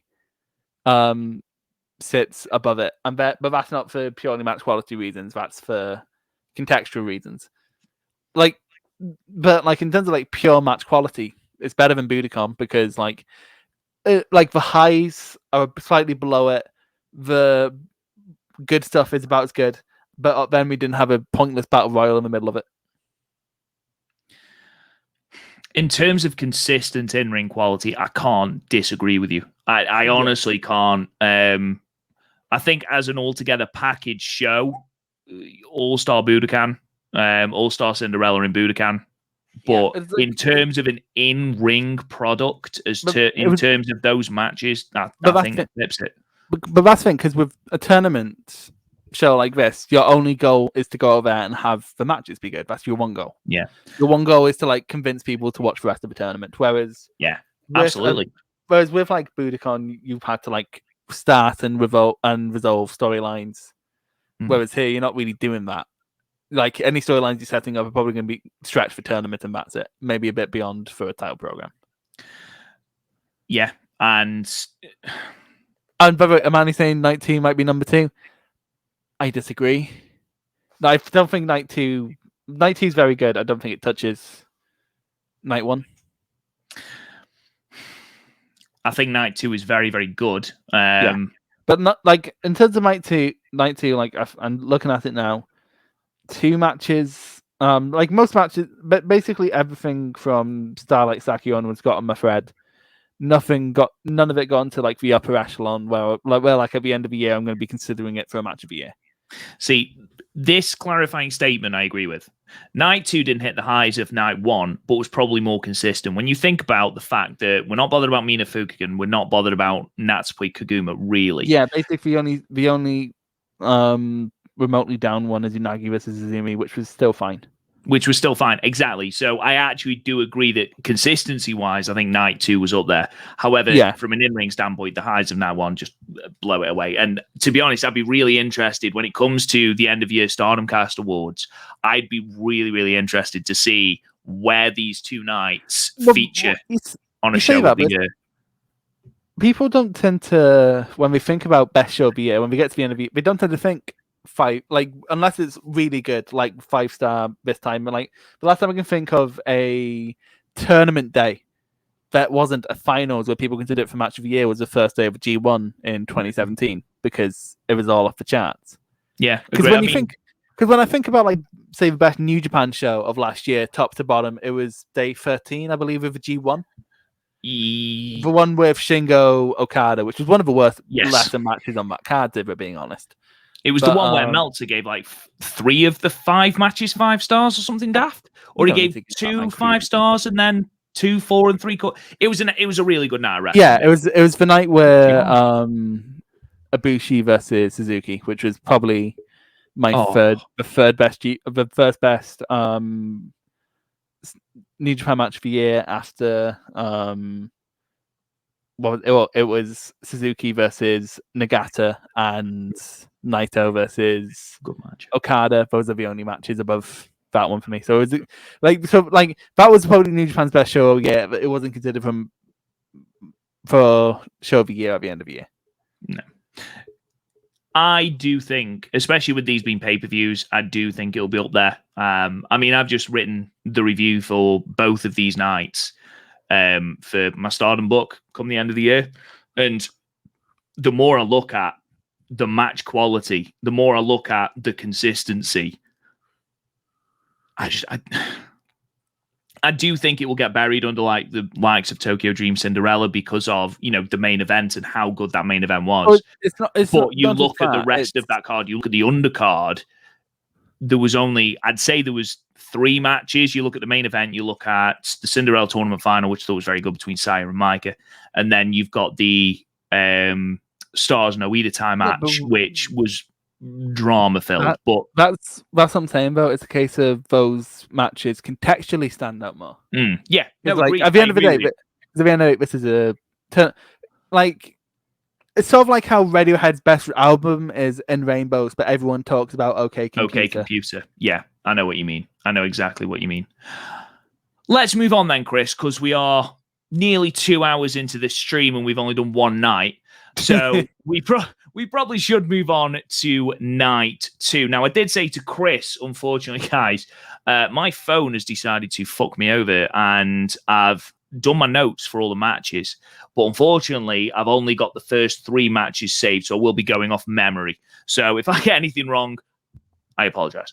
Anyway, night 2, again from Yokohama Budokan, Sunday, August the 1st, in front of a slightly elevated crowd of 764 people. We opened with a dart match, but again, I haven't watched the dart match, so I'm not even going to bother talking about it. It wasn't on the pay-per-view stream.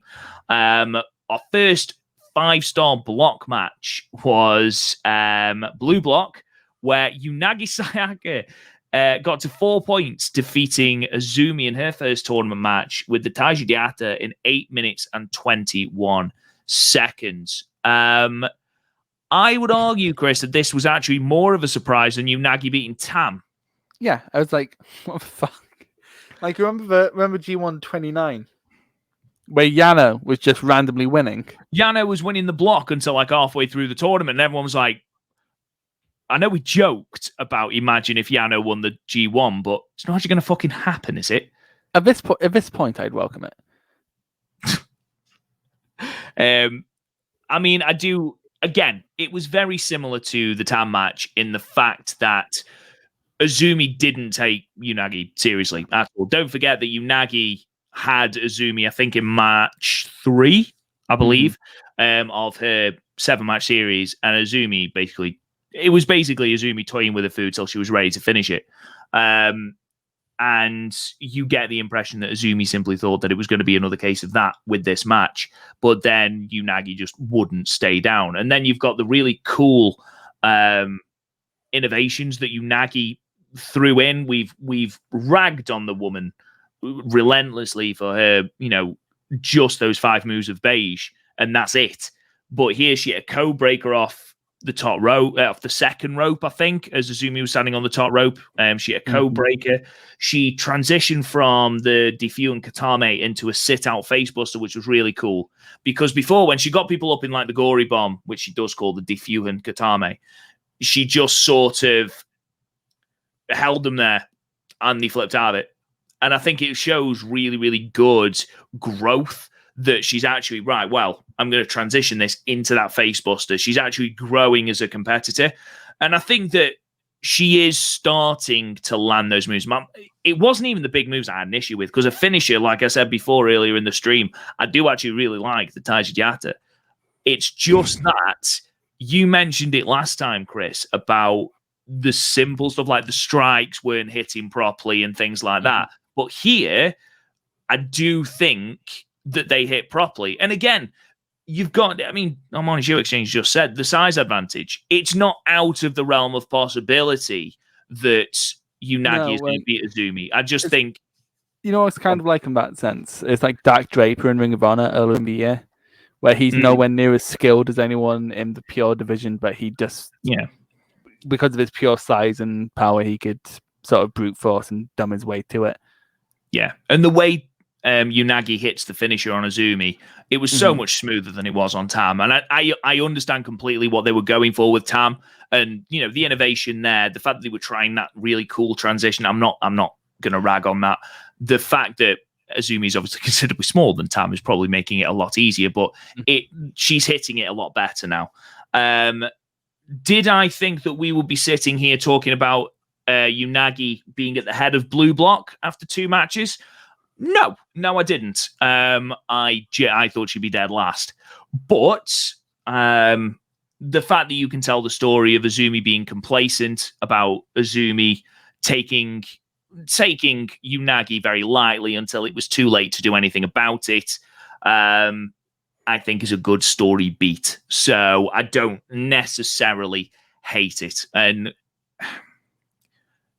the improvement in Unagi it's certainly getting there. It does seem like most podcasts we are saying, well, that was Unagi's best singles match. Oh, yeah, we did it with Daya, we did it with Micah, we've done it with Tam today. And this, though it wasn't of the level of Tam and the Tam on night 1, because it lacked the emotion that night 1 had, I do think this was still a good match. What I want to see is what happens when she goes up against someone who isn't above her station, or like way above her station. So Blue Block, someone like a Ruwaka, you mean? Yeah. Because at the end of the day, she's hitting with strikes and then landing in, and then she goes to Ruwaka, and then not. Then you know it's somewhat her trying to bring it against the big people and not full-on improvement. Yeah, it'd be interesting to see what would happen in a match where she's the leader. Because quite frankly, it's better. I think it's better to base someone on their, in terms of like what their overall quality is, on like their either average or bad performances than their good ones. Because everyone has really good, like most wrestlers at a high level have a really good match in them. Like even like people, like we look at people historically last, like Great Khali, he's had some really good matches. Like it kind of just happened. This kind of just comes to being pushed, right? But John Cena match, but John Cena matches are actually quite like really good. The Great Khali Stan Chris. No, I don't think it's really good, Chris. I think it's okay for the Great Khali. The man's immobile. Well, Andre's immobile. He had some great matches. Yeah, when he was more mobile in the 80s. I mean, it's sort of a hindrance if you can't fucking move or work in the context of the Great Khali. My favorite wrestlers are ones that don't move and just punch hard. I can see why you're a Great Khali fan then. Well, he doesn't punch hard. What did you give this match, Chris? 3.25. I think I gave it 3. 3. I gave it 3.5. Oh. I do agree with you in regard to where we're going with Unagi and someone below her station or at her station. And it was something we talked about with Sairida, because Sairida had come off the back of 2 fantastic matches against Julia and Mayu. And it was a case of, right, well, let's see what she can do against someone like a Honori Hana, I think she had at one point, or a Unagi, who she had, I believe, at the anniversary show. No, that's because with Sairida, she's not at the point where she can really work with someone below her station. Yeah, and she pulled good matches out of Unagi and Hinori Hana. I think we gave him 2 or 3 3 stars. I don't think you need to pull as much out of Hinori Hana though. No, agreed. She's still below Sayurita Station, just not as much. Maybe a bit. From what I understand from talking to Val and Conrad, she's come on leaps and bounds in Seedlink. Good. Well, that's good to know. I'd like to see her in again because it was decent. We move on then to the second match, which was a red block match with Starlight Kid getting her first win of the tournament, defeating Saki Kashima with the Black Tiger Pile Driver. Now, this is another match in 8 minutes and 40 seconds. This is another move that I've seen called about 3 different things. I've seen it called the Black Tiger Pile Driver. I've seen it called the Black Tiger Punishment. I've seen it called the Black Tiger Bomb. I've seen it called a lot of things. The official Stardom website is calling it the Black Tiger Pile Driver. I mean, obviously, it's a nod to Black Tiger, which is great. I love that. You know, the whole Sky Tiger and things like that. But my favorite Black Tiger fact is the fact that there's more Black Tigers than there is Tiger Masks. Yeah, I was looking at the weird lineage of them. You know who it's Black Tiger once? Tomohiro Ishii. Was he really? Yeah, he was Tiger the Dark. No, Tiger the Dark. I think that was. That was ACH. Yeah, no, but like my thing is with Black Tiger, it's because like Tiger Mask, you become like this big legendary figure. Yeah, kind of like you're taking on this big responsibility. Black Tiger, you become Black Tiger, and then you have to job to Tiger Mask for the rest of your life. Pretty much. The fact that it was Eddie Guerrero at one point was like, yeah, Rocky Romero was a Black Tiger as well. Yeah, he was. What I like about Silver King. Silver King or Black Tiger? Silver King, I believe, was Black Tiger 3, I believe. See, that's the thing, because Tiger Mask is weird, because with the 4 Tiger Masks, you have 1 and 4 who are like completely known as Tiger Mask, like Satoshi Sayama and whoever the fuck Tiger Mask is now. They're completely known for their they're known for their time as Tiger Mask. No one knows them as anything really but Tiger Mask, apart from like a few UWF fans. I was just going to say, yeah. But then the middle 2 are Koji Kanemoto and Masawa. So I still find it baff. Anyway, we've got completely sidetracked here. Basically, the finisher that Starlight Kid pulled out was fucking great, and we're going to talk about it in a minute. Having been burned, Chris, many times by Inter Bullet Club affairs in New Japan's G1, I approached this match with a little bit of apprehension. The best Inter Bullet Club thing was JY and Yujiro from last year. That was fantastic. That was great. That was brilliant. Comes down in his trackies and like just take the pin, and then Yujiro's like, "No, I'm not going to." And he kept teasing like he would. It's like, no, I'll take it this time. Do you know what? Genuinely, that was one of my favorite matches of the G1 last year. Oh yeah, it was great. But I did enjoy, despite the fact that I was like, oh, we're just going to get loads of bollocks in this match. We didn't. We got the initial handshake where they both went like that, both pulled their hands away, started laughing. And then it was a high-speed match. A really good sort of split into 2 matches. Yeah. We had the high-speed bit at the end, which I really liked. And then we had the head drop. Yeah, we had the head. We will get to that fucking head drop, Jesus Christ. But I did like the fact that initially Saki was mocking Starlight. You know, just that gentle reminder that, you know, yes, you're below me. You're below me. Exactly. Yes, the focus has been on you, but you are below me. And ultimately, Saki started to out-heel Starlight, you know, raking the eyes, pulling the hair, slamming the back. I thought that was great. I really enjoyed that. And then, we escalated into a high-speed match, and we forget sometimes just how good in-ring Saki is. Yeah, no, I've been saying since we started this podcast that Saki should be in high-speed. Yeah, you have. And it's hard to disagree. Yeah, because she's fucking... That's how she... Because her main finish is a quick roll-up. Like, I know she has the Unprettier, but like... My emblem. The Pulp Friction. The Pulp Friction, yes. But... Kill switch. Do we have anything else? Do you have any other fucking names you want to throw? I don't think so. I think that's it. I think that's all of them. Put in the chat if you don't. Please don't act. Yeah, but the bits ran its course. But like, her main finish is a like the people, she tends to finish people with the quick roll up. Yeah. So I like how every time I say it, just like, no, it's this. Yeah, just fucking use the name, Chris. Do you really want? Like, I'll end up sneezing or something. Like, so she's just tailor made for the high speed division, and she kind of proved it here because she kept up with one of its most prolific. And interesting to see what happens when she goes up against Zoomy at whatever point. They're not in the same block. No, but yes, we are. Yes, they are both red. So I'm interested to see what happens there. Because then, like, we get another rematch between Starlight and Zoomy, which I'm very fucking excited for as well. Yeah, that should be fun, especially given their different roles now. Yeah, exactly. In the case of this, yeah, it's just really good. It's one of the better It's one of the better Ereditae. Oh yeah, Zoomy is in blue. What the fuck are we talking about? Oh yeah, fucking yeah. Zumi's just. We've literally just spoken about Zoomy. No, my god. No. But what's funny is like, oh no, is it like she's not? I mean, you're like, oh no, yes she is. I mean, you fucking gaslit me there, Goodwin. I didn't. It was all you.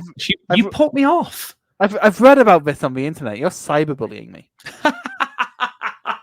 Now we are live streaming. Yeah, I am effectively cyberbullying you. Yes, that's correct. Yeah, this is just really good, really fun. It holds up next to most of the high-speed title matches from this year. I think the only one that beats it is probably Natsupoi's Starlight Kid. I think that's probably the only one that beats it. This is about on the same level as Poi Izumi for me. Yeah, Poi Izumi, I agree. From Budokan. Yeah. Yeah, agreed. It's definitely better than Natsupoi's match. Not Natsupoi's match. Oh, yeah. Who else Natsupoi defended against? Izumi defended against Death.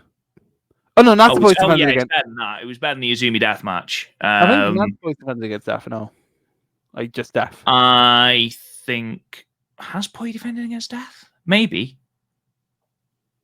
It doesn't. It's irrelevant anyway. Yes, it was a very good match. I don't think it was quite as good as the Starlight defense, but it's certainly better than the vast majority. Agreed. Mm-hmm. Well, not better. It's like opposed to the standard, because you forget Izumi was amazing as high speed champion. She was. She had some very good matches. There's Meihao Shizuki and Starlight before. But they were 2020. Both of them were 2020. But like, I mean, in this current era, basically. Basically everything post Riho. Yeah, post Riho. The dark ages of the high speed title. It's super weird because like the high speed, like in modern Stardom, the last few years, it basically goes Hazuki, Dark Ages, Hazuki. And then just nothing happened. And then look, Izumi. One thing that has come out of this, Starlight Kid, I know that, to be fair, she's the underling of Oedatai. I do see her as a leader of Oedatai. I know she's technically not, but I see her as more of a leader of Oedatai, definitely going forward until Tora comes back. I see her as the biggest star, not the leader. Because do you still see Saki as the leader or Konami? I think it's a case of double-headed monster with Saki and Konami. See, I do think they're going to elevate Starlight Kid because as Armani just said, she feels like the leader. Yeah, well, she feels like she's definitely like especially in new fans, she's everyone's favorite, and obviously because she's one of the better wrestlers of Stardom this year.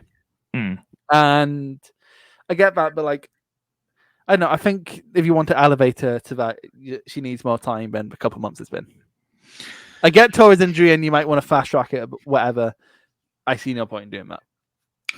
I think she serves as much as the person proving herself and like having that slow going to the top of the faction than just immediately going, oh no, like have her become the leader just as Tora comes back and create a power dynamic or something. Okay, so all right. Okay, let's move on from that because I think we're going to get more of a character arc with Starlight Kid as this progresses. So I think we can talk a little bit more about this the further we get into the tournament. What I will say is, and this is something that we've both said, for Starlight Kid to reach that next level, and it's the same thing we've said about Azumi, she needs that impact finishing move. It can, we talk about Azumi's finishing move is effectively a roll up in the Azumi Sushi. She has used the cross arm breaker and things like that in the past. But she finished someone off the other a couple of weeks ago with a double diving foot stomp. Well, that can't be a finisher against someone like a Suri or someone like a Starlight Kid. So Starlight now has that impact finisher. Exactly. Starlight has that impact finisher, which now not only does it look fucking great, it fits her character, and just with the venom with which she hit Saki with it. And Jesus Christ, I did fear for Saki at points, but I just love this heel Starlight Kid. I really do. She's grown into this so much. Hey Rob, what's Starlight Kid's favorite David Bowie album? Oh God, Black Star. Hey Rob, what kind of? I hate you so much. What kind of guitar amplifier does Starlight Kid use? Go on. Black Star. Anything else? What's Starlight Kid's favorite Noel Gallagher's High Flying Bird song? Black Star Dancing. God, I hate you. I hate you so much. My favorite part is that now you can see how legitimately happy those jokes make me. What did you give it, Chris? A Black Star out of 5. Black Star out of 5. Fair enough. I've given it 3.5. Oh, I gave it 3 3/4. Oh, did it make you thread? Yeah, I made my thread. Yeah, everything. Spoilers. Everything from this onwards makes me thread. Fair enough. I'm not going to bemoan you that. I think it was a very good match. Really enjoyed it. Like this match, red start block action. Natsupoi getting her first 2 points, defeating Momo Watanabe with the Fairy Blink. Apparently, this roll up is called in 9 minutes and 44 seconds. At least. So that's why how she does the inverted splash, where it's she ends in the same position as Moonsault, but she goes from the front. Yeah. I call it the Sparkle Splash, and it annoys people. Yeah, absolute Momo buried. This match was honestly, when the blocks first got announced, this was a match it wasn't a match that instantly jumped out as but it was one I was really looking forward to. This match that jumped out of me this will be good. But it didn't jump out of me as interesting. It didn't jump out of me as something I'd be able to sink my teeth into, and it kind of lived up to that. I have nothing really to sink my teeth into other than it was a really good match with really cool moves. Yeah, I get that. Sometimes that's all you need, though. That's literally sometimes all you need. But in terms of everyone else, I don't know what else you could do this match other than have it to be just a cool match with cool moves. I'm trying to see what I said about, and I've lost my notes, so I'm trying to find it again. Here we go. The thing I have is just Momo continues to have real I'm going to win this tournament, fuck you energy. She lost the point, but the energy's there. It's that whole no bullshit. Yeah. Which that has to be what Momo is. She has to be that no bullshit thing. I loved when Natsupoi started this match and attempted to make it a high-speed match. Straight away, out of the gates, hits her with the drop kick, tries to roll her up off the ropes. Momo had none of this and just booted her in the chest.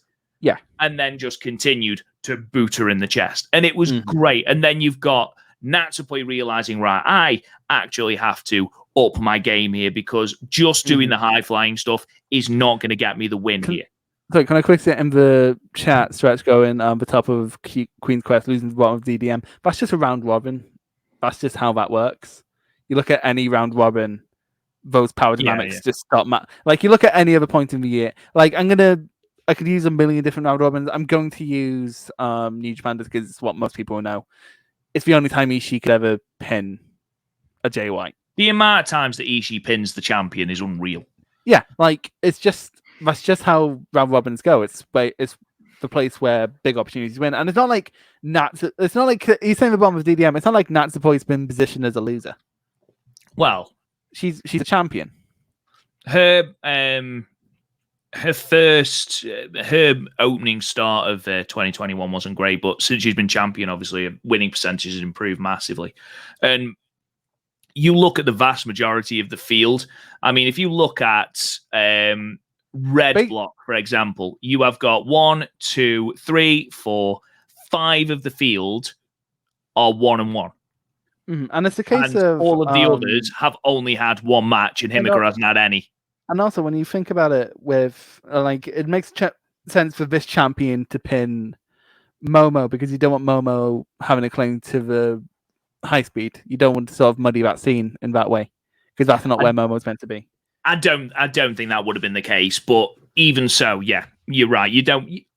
It makes sense for Natsupoi to win here. It doesn't do any damage to either. And exactly, it wasn't like, Natsupoi defeated her decisively with, the Ferial Dream. It was coded as a fluke. Yeah, exactly. She, it wasn't like she beat her with the fairy train. She beat her with effectively a flash pin, a very cool and very innovative flash pin, but a flash pin nonetheless. Momo spent the vast majority of this match on top. What I do want to talk about is how Natsupoi adapted her offense when she realized that going high speed, terrible decision. So what she did was she just tried to fuck up Momo's back, because obviously Momo's at the moment quite heavily strapped on her back. So just decided that she was going to kick the shit out of Momo's back. And that variation of the camel clutch that she locked Momo in. Yeah, what the fuck even was great. That looked great. That looked like it really, really hurt. Shout out to our boy Mohammed Hassan. Friend of the show, Mohammed Hassan. My friend texted me the other night going, I just got a pizza delivery and the guy looked like Mohammed Hassan. I'm like, did you ask him how Devour he's doing?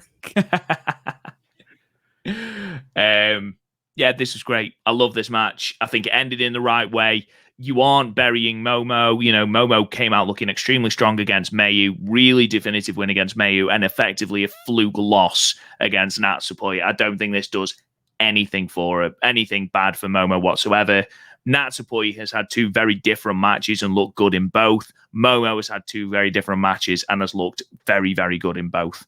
So, in fact, in terms of Momo, I think there's only really one person, no, maybe two people who've had better matches consistently over the weekend, and that's Utami and Suri. Micah. Oh, Micah has had two very, very, very good matches. Yeah, because you say Suri and Utami back. Yeah, and they've both had Micah. So yeah, that's the thing, though. I've said that. It's the quality again. The quality of the matches has been unreal. Anyway, Chris, what did you give this? I give it 3 3/4. It was very good. Nothing. It's noteworthy, not mind blowing. What did you give it? Sorry, I was reading the comments. 3 3/4. I gave it 4. So again, we're roughly on kilter. I feel like we're disagreeing on this next match, because you said you had a rant lined up for this one. No, I didn't. No. Armani Shioji makes all the rest. The flash pins early in the tournament is great. Makes all the near falls throughout the rest of the tournament more suspenseful. I'm going to give some. I'm going to give some, because in this 5-star, a lot of people seem to be agreed it's Julia. I'm one of the people who don't think it is. I don't. It's another thing me and Velcro were talking about. I don't think she needs for 5-star, because the 5-star isn't for G1. It's not to get you get a title shot, but it's not like that's not the reason you want to win the 5-star. You want to win the 5-star because it's an honor to win the 5-star. It's not the Royal Rumble. So like Julie would be just as good having a good tournament and then challenging whoever was champion after that. She doesn't need it. I do think it is. It could be something, but like I don't think it's as certain a thing as some people have been putting out there. No, I mean, obviously with how much press Stardom got with the Tokyo Dream Cinderella show, it wouldn't surprise me if Suri won it, and that was the way they rerun Suri versus Utami. Maybe. I think it's. But again, I think there's richer story there if they go to a draw and it keeps them both out the tournament final. Oh, that would be fantastic, wouldn't it? Yeah, and when it comes to the tournament final, it gets decided on the same day. So you don't need to have it be a big match that will draw. In fact, you don't want it to be a big match that will draw, because you'll be wasting that match. Yeah, agreed. I think of last year, it was Utami versus Himika, and it was abjectly fine. Yeah. So, like, I think it's better served elevating someone as opposed to doing Julia, who it wouldn't elevate. It would just be a reason to give her a title shot, which you could give her at any time because it's Julia. Yeah, and she hasn't challenged for the red belt yet either at any point, so it's not like it's an ill-deserved She's got the highest winning percentage in Stardom as well. Yeah, so. like she can just basically, if Stardom had rankings, she'd be fighting at the next big show. Yeah, so, absolutely. Objectively, it's a completely white. Going back to what my original point was going to be, objectively, there's, in terms of people who can conceivably win this tournament or go to the finals of this tournament, I'm seeing Utami, Maika, Suri, Takumi in blue. And then in red, Julia, Momo, Mayu, and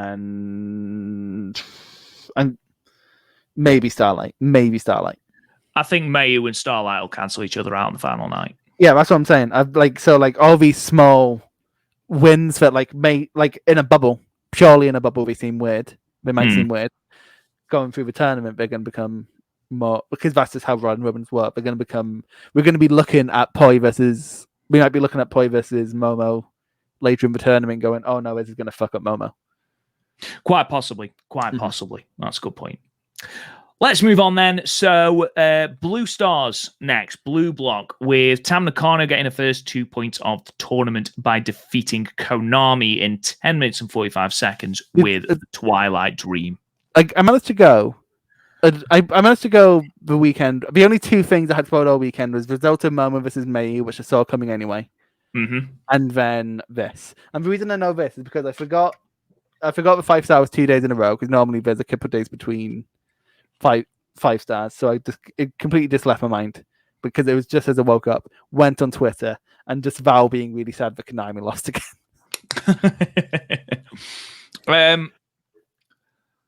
Yeah, that was in-ring quality. Hadn't got an issue with it.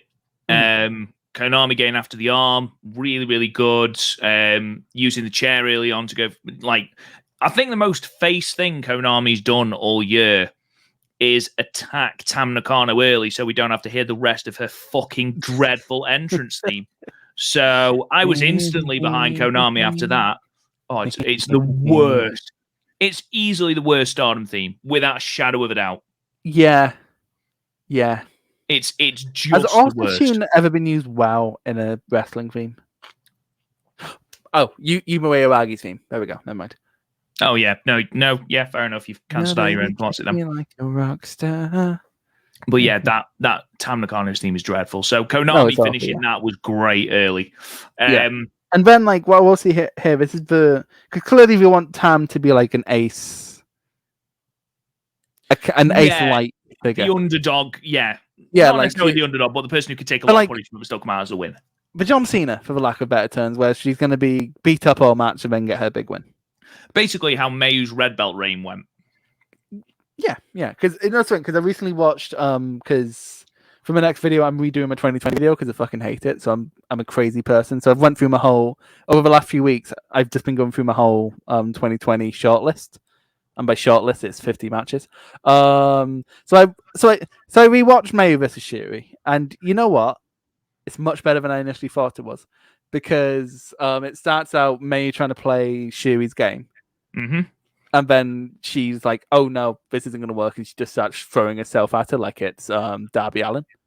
Yeah, and then that gets cut off because she eats shit on a moonsault, and Shuri starts attacking her again.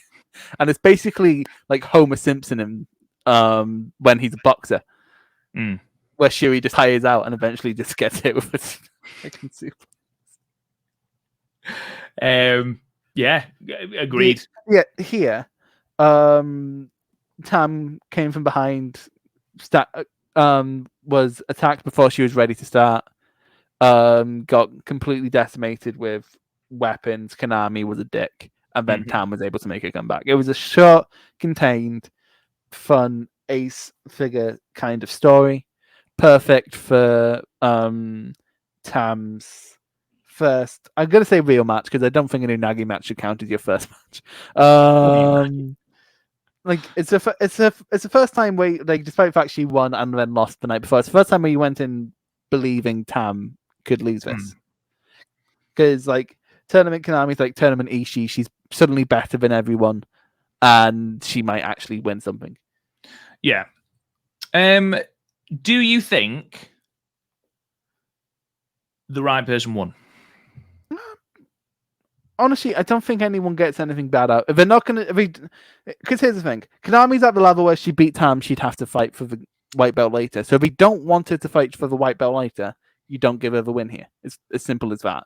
And they clearly don't want Konami fighting for the white belt, so they're not going to have her pin Tam. It's as simple as that. I think for people who, I think, would I have liked Konami to have won? Yeah, because she doesn't win singles matches over time, so it'd be a nice change. I don't like the way the result of this match has been in a lot of discourses. Like, this wasn't a be all end all win for Konami. It's not like she got to the end of a big road and then lost to Tam. She had a tournament match with a champion and lost.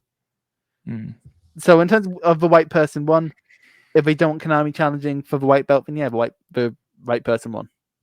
It just with her getting, and I know we shouldn't get too hung up on draws in Stardom or hung up at all on draws in Stardom. I know, but she gets a lot. She's drawn with both Tam and Utami. But here's the thing: going to be my next thing. Do you think she'll beat Utami then? Can I be honest with you? In terms of, because all the singles champions are in fucking blue block apart from Natsupoi. Yeah, they are. And Mina. So in terms of the singles champions, the one she has story with is Shuri. I think she should beat Shuri. Like, I understand the SWA because okay, a few points of business. The SWA belt means nowhere near as much as the white belt or the red belt. Obviously, agreed. Like, the only reason people care about the SWA belt is because Shuri's in it or has it, which creates a problem because Shuri's not going to hold it very long because there's a decent chance they're going to make this Utami rivalry into something bigger. Yeah, as opposed to like as it is now, where it's like they had one really good match, and a few matches, but like.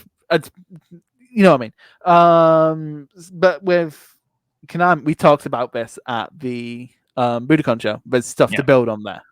So how do you get people to care about the SWA belt? You build a hot feud around the SWA belt. Now, again, this feud, the SWA belt's superfluous, but it's what the belt is. What was filled out of the Budokan.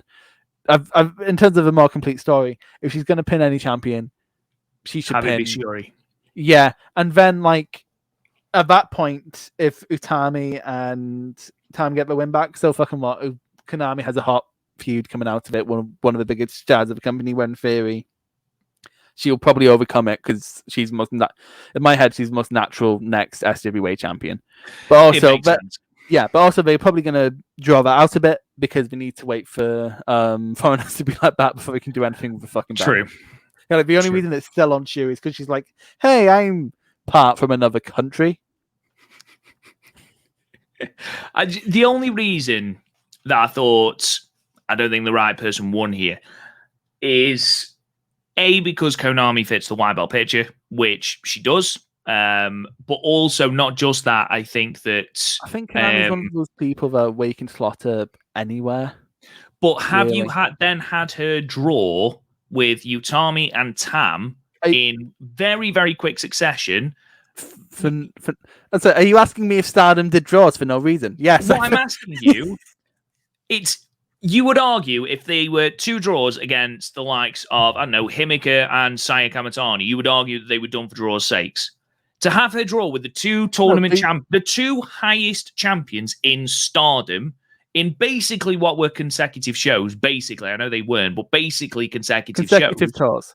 Yeah, exactly. Would you then say that they have had her draw with both Utami and Tam, so that when Utami or Tam beat her in the tournament, it makes them look stronger? Or do you think there is a championship picture for Konami because she's drawn with the champions and then beaten them in the block? I think there's a chance you might be overcomplicating it. I think they drew because they were both feuding with Oedatai wrestlers at the time, and then so they had them face Oedatai's second, and basically Oedatai's paid merc in Konami, whose object going into the matches wasn't to win, but to do as much damage as possible, and you can do more damage in a draw than you can from a quick win.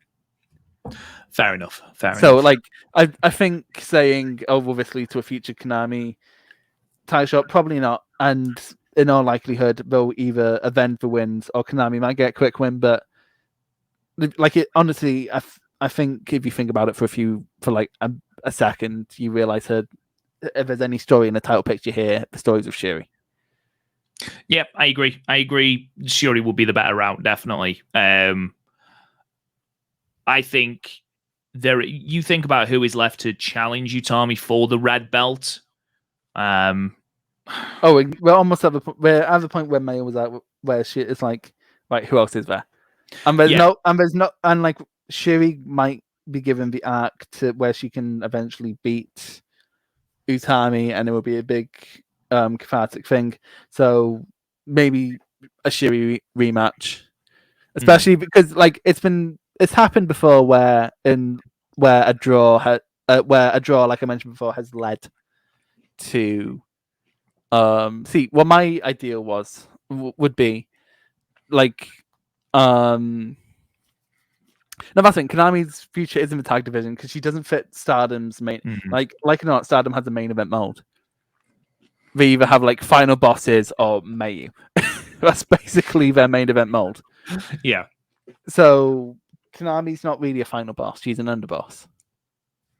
It's hard to disagree with that. It's a shame because she's capable of putting on very good matches, but ultimately she's never going to be the top person in the company. Yeah, that's fine. You even want because she isn't quite final boss. No, like she's not quite that, and that's partly down to how they've booked her. But it would take, what I mean. And then like she's not a Tama or Mayu where she can convincingly always be behind. No, and if you look at the structure of Oedo Tai, with Natsukatora in charge, you've got Natsukatora, then Saki, then Konami, arguably. Like at best, you can say Saki's on equal pegging with Konami, but no. Exactly. And then if you are of the impression that Starlight is, the leader without people realizing she's the leader, or even without Oedo Tai knowing that she's the leader, that means that she's even further down the totem pole. But with the man who was saying in the chat, they're saying she has fun mid-card bangers, but doesn't really pull high-level bangers. That's what I said on the last episode of the podcast. I think it's not just that, though. I think it's that Stardom's main event style doesn't suit her needs because for the ideal Konami banger, it would be sort of a longer version of what we got against Shuri at the Budokan. Yeah, which isn't what Stardom likes in its main events. No, like I'm not saying that it's not a valid main event style because I adore that match. I would adore if that was a main event style that Stardom adore. It's like Zack Sabre Jr. in New Japan. The way he wrestles isn't conducive to what they want in their main events. No, it wouldn't surprise me if she gets a white belt or a red belt challenge, but in my opinion, I'd love her to hold, especially the white belt. But I think like short-term SWA is where her story is. Yeah, like in future, white belt, red belt, definitely. She's definitely she's a great for Stardom's purposes and what they want in a main eventer. She's a great opponent. Yeah, definitely. It's like when you look at the Sakura Genesis show when Okada took on Zack Sabre Jr. Yeah, he's a great opponent. Exactly, he's a great opponent. Yeah, nobody in the world thought ZSJ was winning that. Yeah, if Konami wants main event success, you should go to GLEAT. What did you give it, Chris? I gave it 4. Gave it 4. I gave it 4 also. Let's move on then. We are into the last 3 matches of night 2. We have got blue block action with Utami defeating Saya in 14 minutes and 19 seconds with the BT bomb. This was another match I really enjoyed, Chris.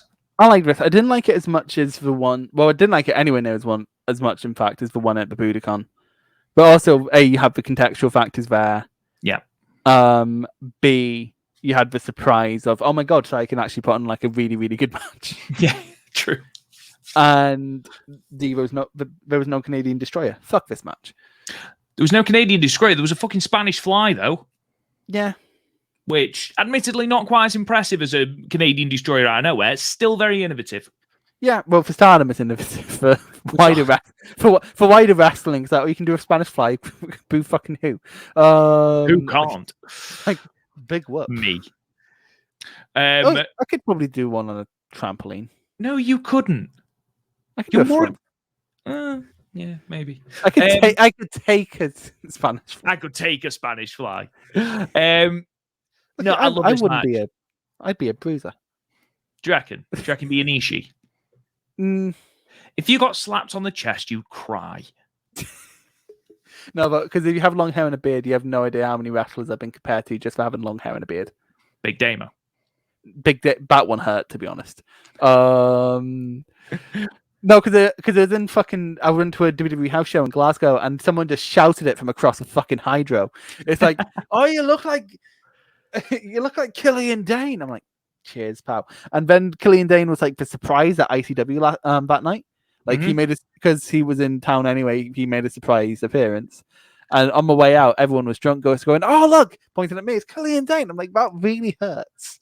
I'm not that big. Do you know what makes me laugh at that story? What? Your impression of a Scottish accent is fucking shit. That is what makes me laugh. You are Scottish, and your impression of a Scottish accent is dire. You've let your brethren down. I mean, like, I fully admit that I can't do accents. We shouldn't have to do an accent. It's your accent. No, my accent is this, and I get a in my first meeting at work, someone thought I was Welsh. Welsh. They thought I was Welsh. Right, you don't sound Welsh, mate. If that's any no, I don't. No, you sound English. When I first meet, no one can pinpoint where in England though. Bolton. You're just saying that because you know my. No, that's where your nan's from. So yeah, that's where my nan's from, but my dad's from Birmingham. Heads up, Nana O'Brien. Big Stardom Cast listener is Nana O'Brien. Anyway, I am your pupil. What is happening? My nana would be so disapproving of everything about this. I loved. You're right. It's not as good as their Budokan match. I do agree with that. Obviously, red belt match, huge stage. It's not going to be. Well, we'll say the appeal of this is also very surface level. Like basically, they're tag partners, so we don't see them face too often. Saya is willing to take nutty bumps, and Utami enjoys throwing people around. The appeal here is very service level. You see stuff you don't see pulled out in Stardom, like the Spanish Fly, like the springboards to the outside. And then beyond that, it's kind of just a diet Budokan match for me. Like it's the touring version of their Budokan match, which I'm completely fine with it being, because it's a tournament. I'm not expecting mind-blowing I'm not expecting night one every night, basically. So for a tournament match, I'm completely 100% happy with this. Yeah, it was a good match. There was callbacks to their Budokan match, which I enjoyed. I really enjoyed the fact that, again, Saya wasn't able to get the Phoenix Splash out. Again, Stardom Crusher was kicked out of, which, of course, Utami did at Budokan.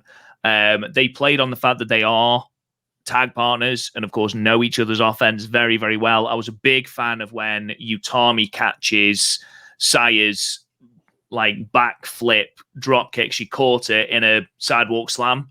I thought that was great. That was really, really cool. And they had little touches of that. You know, neither of them were able to get that much distance because obviously they're very familiar with each other. They were able to get on top of one another very well. But again, ultimately, in the same way she did a Budokan, Saya couldn't get the job done, and Utami beats her.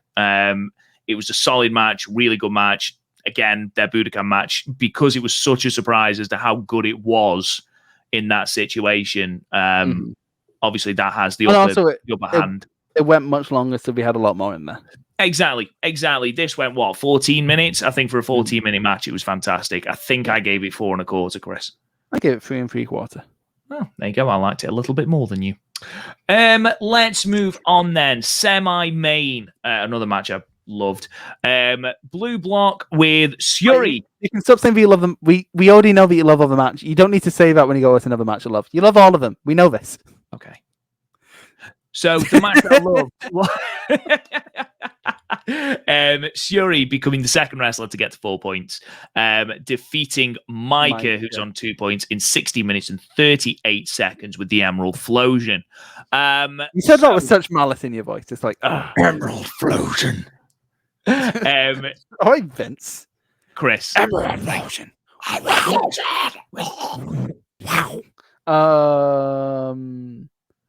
it was really good. Okay, so like the grappling's really good, obviously. Agreed. A lot of the bombs in the back half were really good. This is probably the best inter DDM dynamic. Yeah. Yeah. No, I agree. I mean, the bits that I enjoyed of the tag match at Yokohama, actually, the small bits, very small pockets in that fucking awful match, where ALK took the belts off Himeka and Micah, were the exchanges between Shuri and Micah. It's basically the Shuri and Micah stuff, and then the Northern Lights one. That was it. yeah, pretty much. The tower German suplex spot off the top rope was quite cool. But anyway, this match, spot monkeys. Yeah, there's one thing I don't like though, and that's the headbutts, because they were fucking comical. I'm sorry, they were like, they actively took me. Like, this isn't normally a problem with these two. Even like, I'm not as massive on Micah versus Utami. I can admit that the strikes were good. Here, those fucking if you're not going to commit to a headbutt spot, as gross as VR, don't do it. Like, just going, like, fucking hell. I'll be honest, Armani, I thought they were shoulder blocks as well. Hey, look, but like, I'm not going to lie to you. I didn't want to say anything, but that was what I thought. I thought they were just shoulder blocks. I was like, what fucking headbutts he on about? They were like frailing their heads. Right, for a start, looks like you're moshing. Stop it.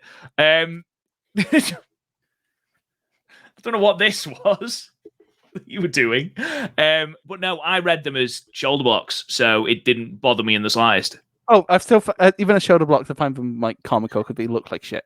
Okay, well, whatever they were, they look like shit. But aside from that, like 1 minute stretch where they're just doing stupid shit, it was a very good match. I really enjoyed it. I'm not sure how I feel about the Emerald Flosion being like a set in stone finisher as opposed to like a kill move. I kind of wish if she was going to pull out something like that, it wouldn't be a overtime finisher. It would be I've done everything. I need something to put them away. Basically, I miss the days where Shuri didn't have a set in stone finisher. I don't think this is a set in stone finisher. Well, she's done it 2 nights in a row. Yeah, that's not set in stone. She's she's the one that has finished off more people with different finishes than anyone else on the fucking roster.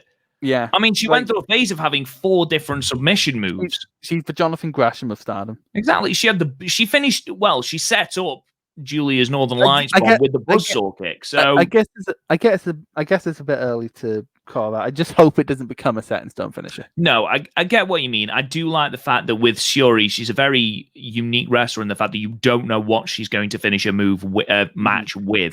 Because that's one of the things I liked about Utami versus Shuri. Everything became a conceivable match ender.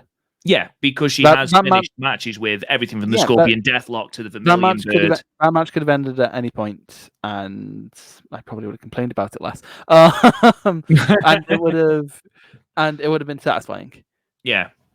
I do agree with what you said. I think these two have got fantastic chemistry as far as DDM people go. I do think it is the best out of the 5.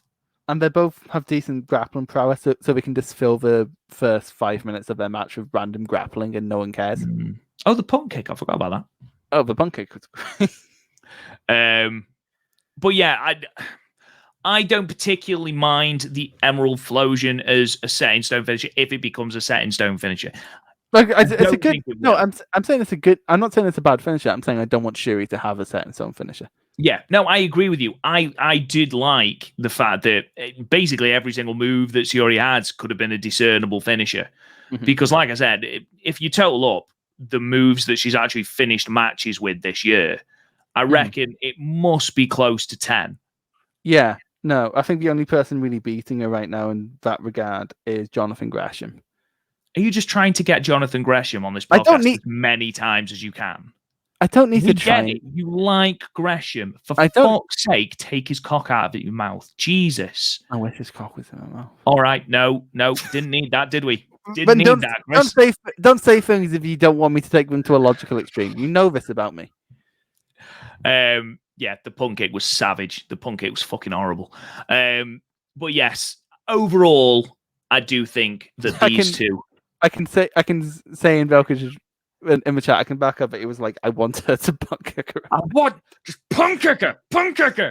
I gave it 4, Chris. No, seriously, Valkage is fucking disgusting. He's like, yes, drop her on her head. I give it 4. I really enjoyed it. Yeah, really enjoyed it. And finally, then we move to our main event of night 2, which was Mayu Utani in Red Stars beating Julia in 18 minutes and 30 with the Dragon Suplex. I think this is another match of 2 halves. Yeah. No, I know where you're going with this. Because they started off with some mat work, which they did. neither woman can do. I think that's unfair. I think that's unfair. Okay, here's the thing. Julia's good at locking in finishes from out of nowhere. Mm-hmm. She's not a chain wrestler. Right. Like, well, here's the thing. From my understand, she has a previous with Hideki Suzuki. You wouldn't be able to tell it from this opening exchange. Because both of these women have sort of the Okada Ibushi thing where they reach for the nearest limb. That's just what we do. There's no I never sense any rhyme or reason why they're doing a thing unless we're against someone like a Shuri or an Utami who can actually grapple. But like these two, they don't feel like natural grapplers. They don't feel like they're doing it to like feel each other out or get damage in early. They're just doing like grapple moves that might look cool until they get to the. She has MMA training. Yeah, we talked about this because didn't you say like in MMA she just straight up sucked? Is this Julia? Yeah, she has. Yeah, and also MMA training was bad, but yeah. But I mean, she's not. I'm not saying she's not a grappler to be mean. It's just not in her skill set. It's not how she wrestles. Okay, but we're not saying she competed in MMA. I was half remembering that MMA training is obviously different from being like CM Punk had MMA training and then look where that got him. So, she's got a face going round at the moment where it's the Simpsons and they say whoever has done whatever can go early, and it's a picture of him, Bobby Lashley, Batista, Jack Swagger, and Brock Lesnar. It's people who've won an MMA fight. People who've run an MMA match can go home, and everyone goes yay, and then the CM Punk left on his own. Have you ever seen Batista's MMA fight? No, he was never. Up against a fucking Parker. Oh, Audrey. Yeah. It was like Bouncer versus it was Bouncer at like an actual nightclub versus Bouncer in a nightclub in Cardiff kind of thing. Ah, right. Okay. Yeah, and the guy looked like he'd turn up to the weigh-in with a fucking autograph book. Yeah. Yeah. I get that. So yeah, but then once they got out of that and we started like throwing nutty bombs and taking nutty bumps. That's when it got really good. They basically had to get to, because how long did this match go? It went 18 minutes. They needed to get through those first 5 to 10 minutes because they don't have enough bumps on their bump card to just bump for 20 minutes. I think of the 2 main events that we had over night 1 and night 2, this one didn't need to go as long as it did. I still think it was a great match. Don't get me wrong, it's still a very good match. And the bumps they take are ridiculous. The shit we did in the back half was great, but it's when a missile drop kick is standing out, it's that the 2 women are really good. And they're both really good. But again, the problem is they had to fill 5 minutes and we didn't because it's not, if you're given a time limit that doesn't suit you, it's not a death sentence if you work your way around it. Like my best example of this is last year, Ryu Lee versus Hiromu, where the way they wrestle is perfect for a match that goes between 10 and 15 minutes. They gave them 25. So they gave them like 24. So what did they do for the 7 minutes where they couldn't really do anything? They slapped each other. Yeah, they found a way around it.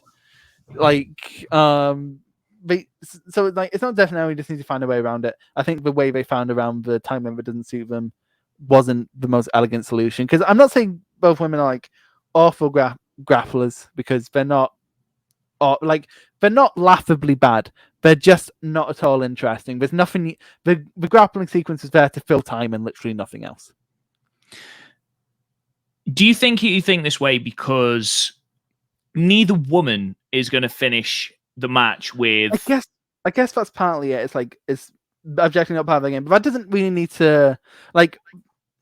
What kind of thing? Like I'm trying. There's an example in my head that's gone, but like it's a case of you don't need to all be someone who finishes people on the mat to have a compelling grappling exchange. Did like, you not just see it as a callback to their 5-star match from last year? No, not really. I didn't. That's how I just read it as, you know, that whole we fought each other once before. Let's see how much we've improved. Let's see what's changed. Because that's I know how that's how they started the 5-star match from last year. Maybe. So to me, it didn't bother me. But they did. It didn't really further anything in any noticeable way for me. All right, fair enough. I'm not going to argue with you. There's very little point, but just in general. Why is the sound of a defeated man? I've been podcasting with this guy for 3 years now. And been longer than that. It's been like 4 years now, hasn't it? Has, yeah, 4 years. Where was my anniversary gift, dickhead? I assumed you were going to be a man and get me a gift. Why would I have to get you a gift? Why would I have to get you a gift? I have you on my podcast, and this is how you repay me. No, but genuinely, that closing stretch again was really, really cool. Because that's where both Julia and Mayu excel, is in amazing closing sequences. Quick paced, hard hitting. Yeah, it's exactly what I wanted from this match, condensed into that closing stretch. Mm-hmm. Do you know what? I know you complained about the transition from the moonsault into the guillotine. But into the triangle. I still liked it. It's great. No, it's a really cool move. I just don't want it to overuse it. Yeah, no, I agree with you. It's the same as I have with the through the ropes Hurricane Rana that Zoomy does, or the apron DDT that Starlight used to do. If this match was like 4 or 5 dates into the tournament and she did it again, I probably wouldn't even give it a second thought. The fact that they're back to back, that's why it stuck with me. Fair enough. I can't argue with that. It is a taste thing as well, I think, as well. Overall, Chris, then, obviously, Mayu gets the win. Were you surprised by Mayu getting the win? What I liked was it's like the one piece of story from this match I gleaned from it, because otherwise it was just like a match that banged for 2/3 of it and a match that I found boring for the other third. One thing I liked was Julia going back to Julia and losing. Like, because she came out, like, she made a big deal. She's in different gear, yeah. The whole like new gear thing, yeah. Yeah, and she had, like, it was reminiscent of her old gear. She was blonde again. Like, instead of, like, the dirty blonde she was of the orange or whatever, she went back and, like, she's clearly trying to invoke, okay, Julie, I went on this weird side story. Julia's back. But I'm back now, yeah. Yeah, and it just shown that, like, Julia fucking sucked. It's an interesting story beat, especially if it's something that she goes on to then carry on with in the tournament. I hope it goes like crazier, like she just starts going mad with it, kind of thing. Because basically, I don't want this to turn into a balloon Okada, where basically he started a balloon, lost 2 matches, then went undefeated in G1, and everyone says it was an amazing story arc when it was just sort of Okada with balloons. Armani Shoe Exchange has made that exact parallel, saying it's Shades of Okada coming back as his old self at Wrestle Kingdom 13, and then losing to Jay White. At that point, commit to the fucking storyline. Yeah, like it's like because Julia was new Julia against Starlight and won. She was Julia against Mayu and lost. Yeah, so like at that point, commit to the storyline. If she's gonna try and like go for that, have her lose a lot. Then, which to be fair, we don't know. What we don't know where is with Julia on night 3 and night 4. We've seen nothing, so we don't know where the fuck this is going. But like, if it's going back to like, if this is the story beat we're going down, and they're like, Julia is losing her way a bit, they can't do what we did with Balloon Okada, where they have him lose twice, because it was to White and then Fale. I can't remember. This is a G1 from 28 4 years ago. G1 28. can't remember who we lost to on the opening night. Jay White was night 1. Yeah, Jay was night 1, and then he lost. Then he went undefeated in the tournament. Yeah, he lost the first 2 and then went undefeated. Did he lose? Yeah. He didn't lose to Tanner, did he? Oh no, he drew with Tanner. No, he drew with Tanner. But like that's just part of their G1 thing. So like that's completely fine. Like he even beat Suzuki. Yeah. But like for the most part, it was just like his record was not dissimilar at all to previous G1s for Okada. Yeah. Commit to it here. If this is something that you're going to do, give Julia a losing record in the 5-star is what you're saying. Yeah, like it, like because having a bad tournament doesn't need to be it's not death now. It it all matters in the context of what's happening. And if it's doing this thing where Julia's losing her way, that's completely fine. And then you can have her get maybe one big win in the tournament, and then that can give her because as a sense she's still the winningest person in Stardom, as you said. Yeah. So she has she has the record to just go and go. No, I have a claim for it, because that's basically how Stardom seems to run. If you have half a claim, they'll give you the match. Yeah. So she doesn't need to have a good 5-star. She just needs to flesh out a character, basically. Okay. What are you giving the match then? 3.75. It was really good. The fact that I didn't so much of the first bit kind of drags it. Okay. I gave it 4 because, like I say, that opening didn't bother it for me, really. I think I was a little bit distracted by the fact that Julia would come out in completely different attire, like I said. But if they're making that into some sort of story, which again we don't know because we haven't seen the results of night 3 and night 4, that could be great. That could be. Really that distracts you. You must have got really distracted during Finn Balor matches when he came out as Demon. It's like, oh, he looks completely different. Jack the Ripper Balor. What? To be fair, that was distracting. To be fair, it's like, oh, you're coming out as notorious serial killer. The notorious murderer of prostitutes, Jack the Ripper. Not based at all. So a quick look at the blocks, though, of course, still very, very early going. Some people have only had one match. Some people have had no matches whatsoever. We have got in red block with 2 points. We have got Julia, Momo, Kaguma, Mina Shirakawa, and Mayu. On 0 points, we've got Himika. We have Natsupo's also on 2. Sorry, Himika has got none. Starlight's got 2. Don't know why I haven't finished that. Kashima hasn't got any, and neither has Fukiken Death. In blue block, we have got Utami on 2, Suri on 4, Tam on 2, Sayaka Matani on none, Maika on 2, Zoomy on none, Riwaka on none, Konami on none, Unagi Sayaka on 4, joint top of the block, and Takumi Aroha obviously yet to have a tournament match. In regard to Unagi, Chris, we have had a question on Facebook from listener Philip Shaw, who I know listens quite a lot, and hopefully he's here now. Hello, Philip, if you're here. He's asked, what do you think of Unagi getting a big push at the start of the 5-star? Do you think she will or should win any more big matches, or will they just have her going on a losing streak for the rest of the 5-star? I personally think the latter bit. I think they've given her 2 big wins to start off with, and then I think she will just become a pin eater, to be perfectly honest. You need to build up her credibility if you're going to put the future strap on her, and that's what they're doing. They're both coded as fairly fluky wins. Exactly. So, they weren't definitive by any stretch.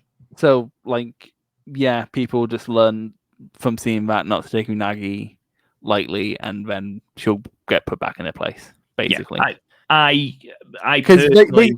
But she needed a big win, and if she was going to beat a champion, she's not going to challenge Tam.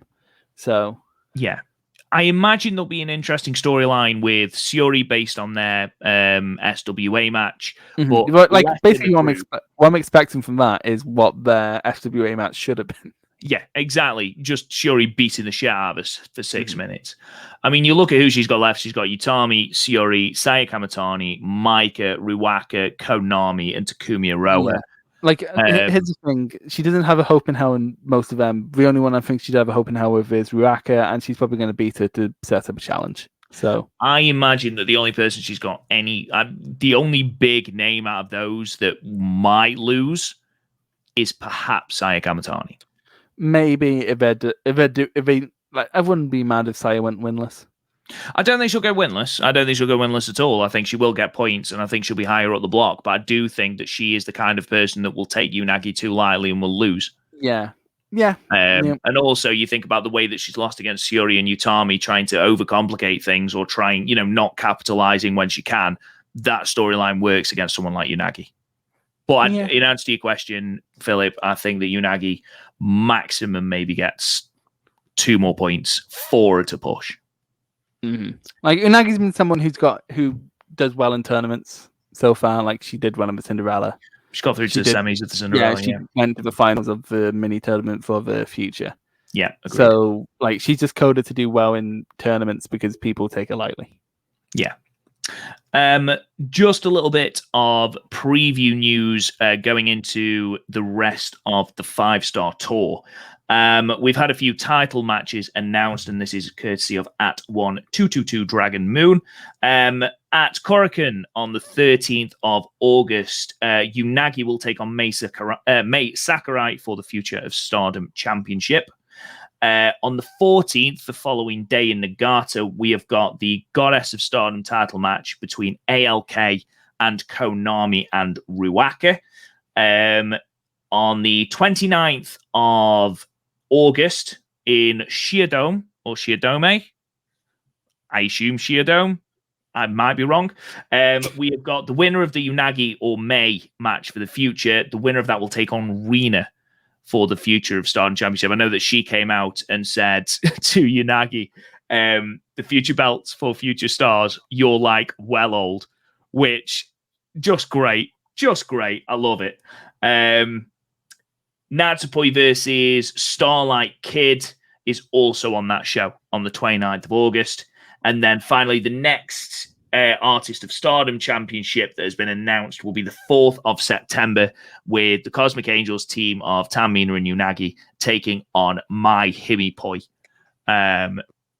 for the 6-1 belts. Did you really have to put it like that? What, My Himipoi? My Himipoi. It sounds like a backwards lyric on a Beatles album. It does. I just love saying My Himipoi. Of those matches, Chris, what are you most invested in? What are you looking forward to? I'm not, in terms of like Stardom, the only thing I'm really invested in right now is a 5-star. These title matches are superfluous to say the least.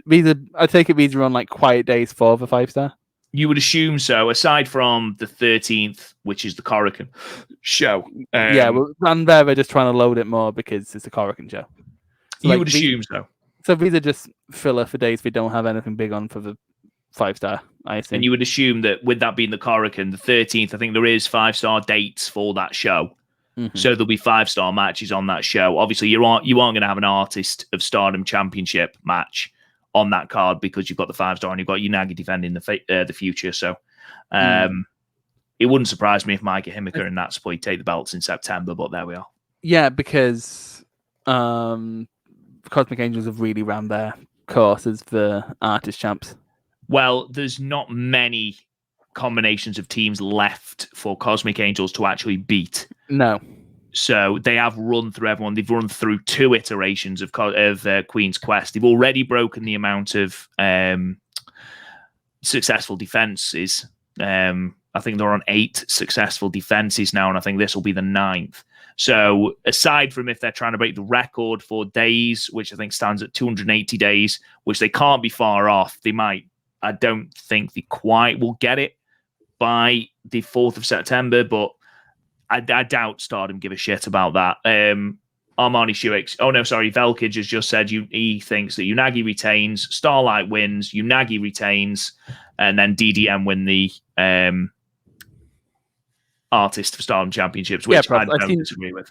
I see nothing big changing aside from maybe the Artist, but that's not exactly a big thing changing. No. It just changes. It just changes the 6 months that we have to care about from now on. Do you know what? I think they've done a good job with Cosmic Angels and the Artist belt. Because we talked about this though. No, because that's the thing about Cosmic Angels. You don't their problems are the shit between the moves, not mostly. Yeah, they can hit their spots basically, and that's all you need to do in a 6-man match. Especially when you're definitely not going to be the emotional core of that match if Tam and other big wrestlers are in there. Absolutely. Armani Shoe Exchange just finally just said, I think my Himi Boy was set to win the artist belts until Himika got hurt, and that's why they pivoted with the draw. I did wonder why they why that went to a draw, in fairness, but I suppose that does make sense. Obviously, Himika went out just after that, so it would make sense. Anyway, ladies and gentlemen, we've gone over 3 hours, which is absolutely baffling. Thank you to everyone that has stayed with us on the stream for those 3 hours. We apologize to anyone that is going to be listening to the podcast audio of this and realize that it goes 3 hours, but we really do appreciate it. Hopefully you like this, the way we've done it today. Hopefully we get lots of positive feedback. If there's anything you want to feedback, let us know, and we'll try and accommodate that. Otherwise, you can find us on Twitter at the Stardom Cast. Subscribe to the podcast wherever you get your podcasts, whether that be Spotify, Apple Podcasts, Google Play, whatever you use. We are everywhere. Subscribe to our Twitch stream, the Stardom Cast, twitch.tv/the Stardom Cast to check us out there, as well as the Real Podmania for YouTube. You can find all our merch at Teespring. Podmania? I imagine so, somewhere. I imagine so. Dirty identity thieves. There's Gaff, but it's he's Scouse instead of. If you do fancy donating some money, that'd be great. We've got a coffee shop set up. The Stardom Cast again. I got confused. For no a second. pressure at all. We have a coffee shop. An actual coffee shop. We have a job, but it's mainly for laundering money. Are you a barista? I am. I can do the little shamrock on top of a cup of coffee. I can't at all. I can stir sugar. I can stir sugar. I have an amazing community mug. Nobody cares about your damn community mug. I do. Try an Abbott in the morning. You can talk to me on Twitter at RealRobGoodwin. Chris, where can they find you? At Crystal Puro. Also, I just released a Stardom video on my YouTube channel. He has. Go and check it out. It's decent. It's my first Stardom video. It is. I haven't been crucified yet. Not yet. But the way I look, it's only a matter of time. Lovely Jesus reference. We'll be back in 2 weeks' time on not the 15th, the 22nd of August, hopefully, reviewing whatever else has happened in the 5-star Grand Prix, Stardom World permitting, like we've just said, or like we said at the start, fingers crossed. But until then, thank you so much, and we'll see you guys again soon. Bye-bye.